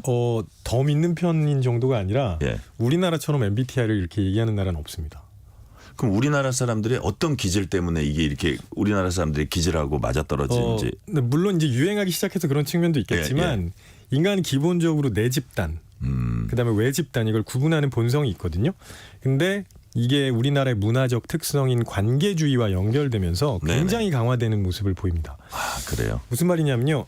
우리나라 사람들은 내가 속한 관계 속에서 나를 정의합니다. 예. 예를 들어서 직장에서의 나, 가족 관계에서의 나, 친구 관계에서의 나, 동호회에서의 나가 다 다릅니다. 네네. 그러면 내가 어떤 관계에 속해 있어야 나를 정의할 수 있다는 건 내가 관계에 속하지 않으면 불안하다는 얘기거든요. 네네. 그러면 특히 고립 불안이 굉장히 강한 우리나라에서는 MBTI를 통해서 누군가와 나를 묶을 수 있어요. 그럼 관계가 형성이 되면서 나 혼자 동떨어진 존재가 될 가능성이 줄어드는 거죠. 아, 어떤 관계를 형성하는데 출발점이다. 꽤 괜찮네. 네. 관계 관시하면 또 중국인데 중국도 좀 할 것 같은데 중국보다도 우리가 더 인기가 많나 보죠. 네, 뭐 향후에 중국에서 유행할지는 저도 잘 모르겠는데 현재는 그렇습니다. 현재는 그렇다 이거죠. 부작용 있을 수 있습니까? 오용하지 않으려면 어떤 거 주의해야 할까요? 제가 보기엔 부작용이 너무 많습니다. 아, 그래요? 네, 일단 가장 대표적인 게 낙인 효과인데요. 낙인 효과. 요즘 그 20대들 사이에서 유행처럼 쓰이고 있는 표현이 뭐냐면 너 T야? 이런 표현이 되게 많이 쓰고 있습니다. 네. 근데 이걸 영어로 번역하면 너 무슨 문제 있어? 이렇게 됩니다. T가? 네. thinking하면 feeling이 좋은 거예요? feeling이 그 젊은 사람들 생각에는. 네. 그 약간 오해가 있는데 feeling은 F 성향은 공감을 잘할 수 있는 반면에 T는 너무나 사실적으로 팩트에 근거해서 이야기하는 사람이라고 얘기를 하는데 잘못 알려진 거고요. 아, 그건 아니에요. 네, 근데 그런 식으로 굉장히 그냥 구분짓고 편가르기 하고 그런 용도로 사용되고 있죠. 네네. 자, 마지막으로 하나 뭐 시간이 뭐 3, 40초 남았는데 우리가 뭐 혈액형으로 무슨 성격이니 이거 꽤 오래 지속됐었는데 이 MBTI 유행도 좀 오래 지속될 것으로 보세요? 네, 그렇게 보입니다. 일단 이게 굉장히 그 본인을 적절히 드러낼 수 있는 도구로 사용되고 있어서 그렇기도 하고요. 네. 근데 괜찮은 도구가 나오면 또 사라질 수도 있겠죠. 잘 알겠습니다. 오늘은 여기까지 듣겠습니다. 김태훈 경남대 심리학과 교수였습니다. 교수님 감사합니다. 네, 고맙습니다. 오늘 뉴스레터 K는 여기까지입니다. MBTI가 나도 모르는 나를 파악할 수 있는 방법이 될 수도 있다니까 너무 과하지 않게 활용해 보시면 좋을 것 같습니다. 투빅의 개 성격 몰라, 그 아이란 뜻의 개입니다. 투빅의 개 성격 몰라 들으시면서 오늘 시간 마무리하겠습니다. 커피 쿠폰 받으실 분들은 뉴스레터 K 홈페이지 확인해 주시고요. 오늘도 함께해 주신 청취자 여러분 진심으로 감사드립니다. 지금까지 뉴스레터 K 전종철입니다.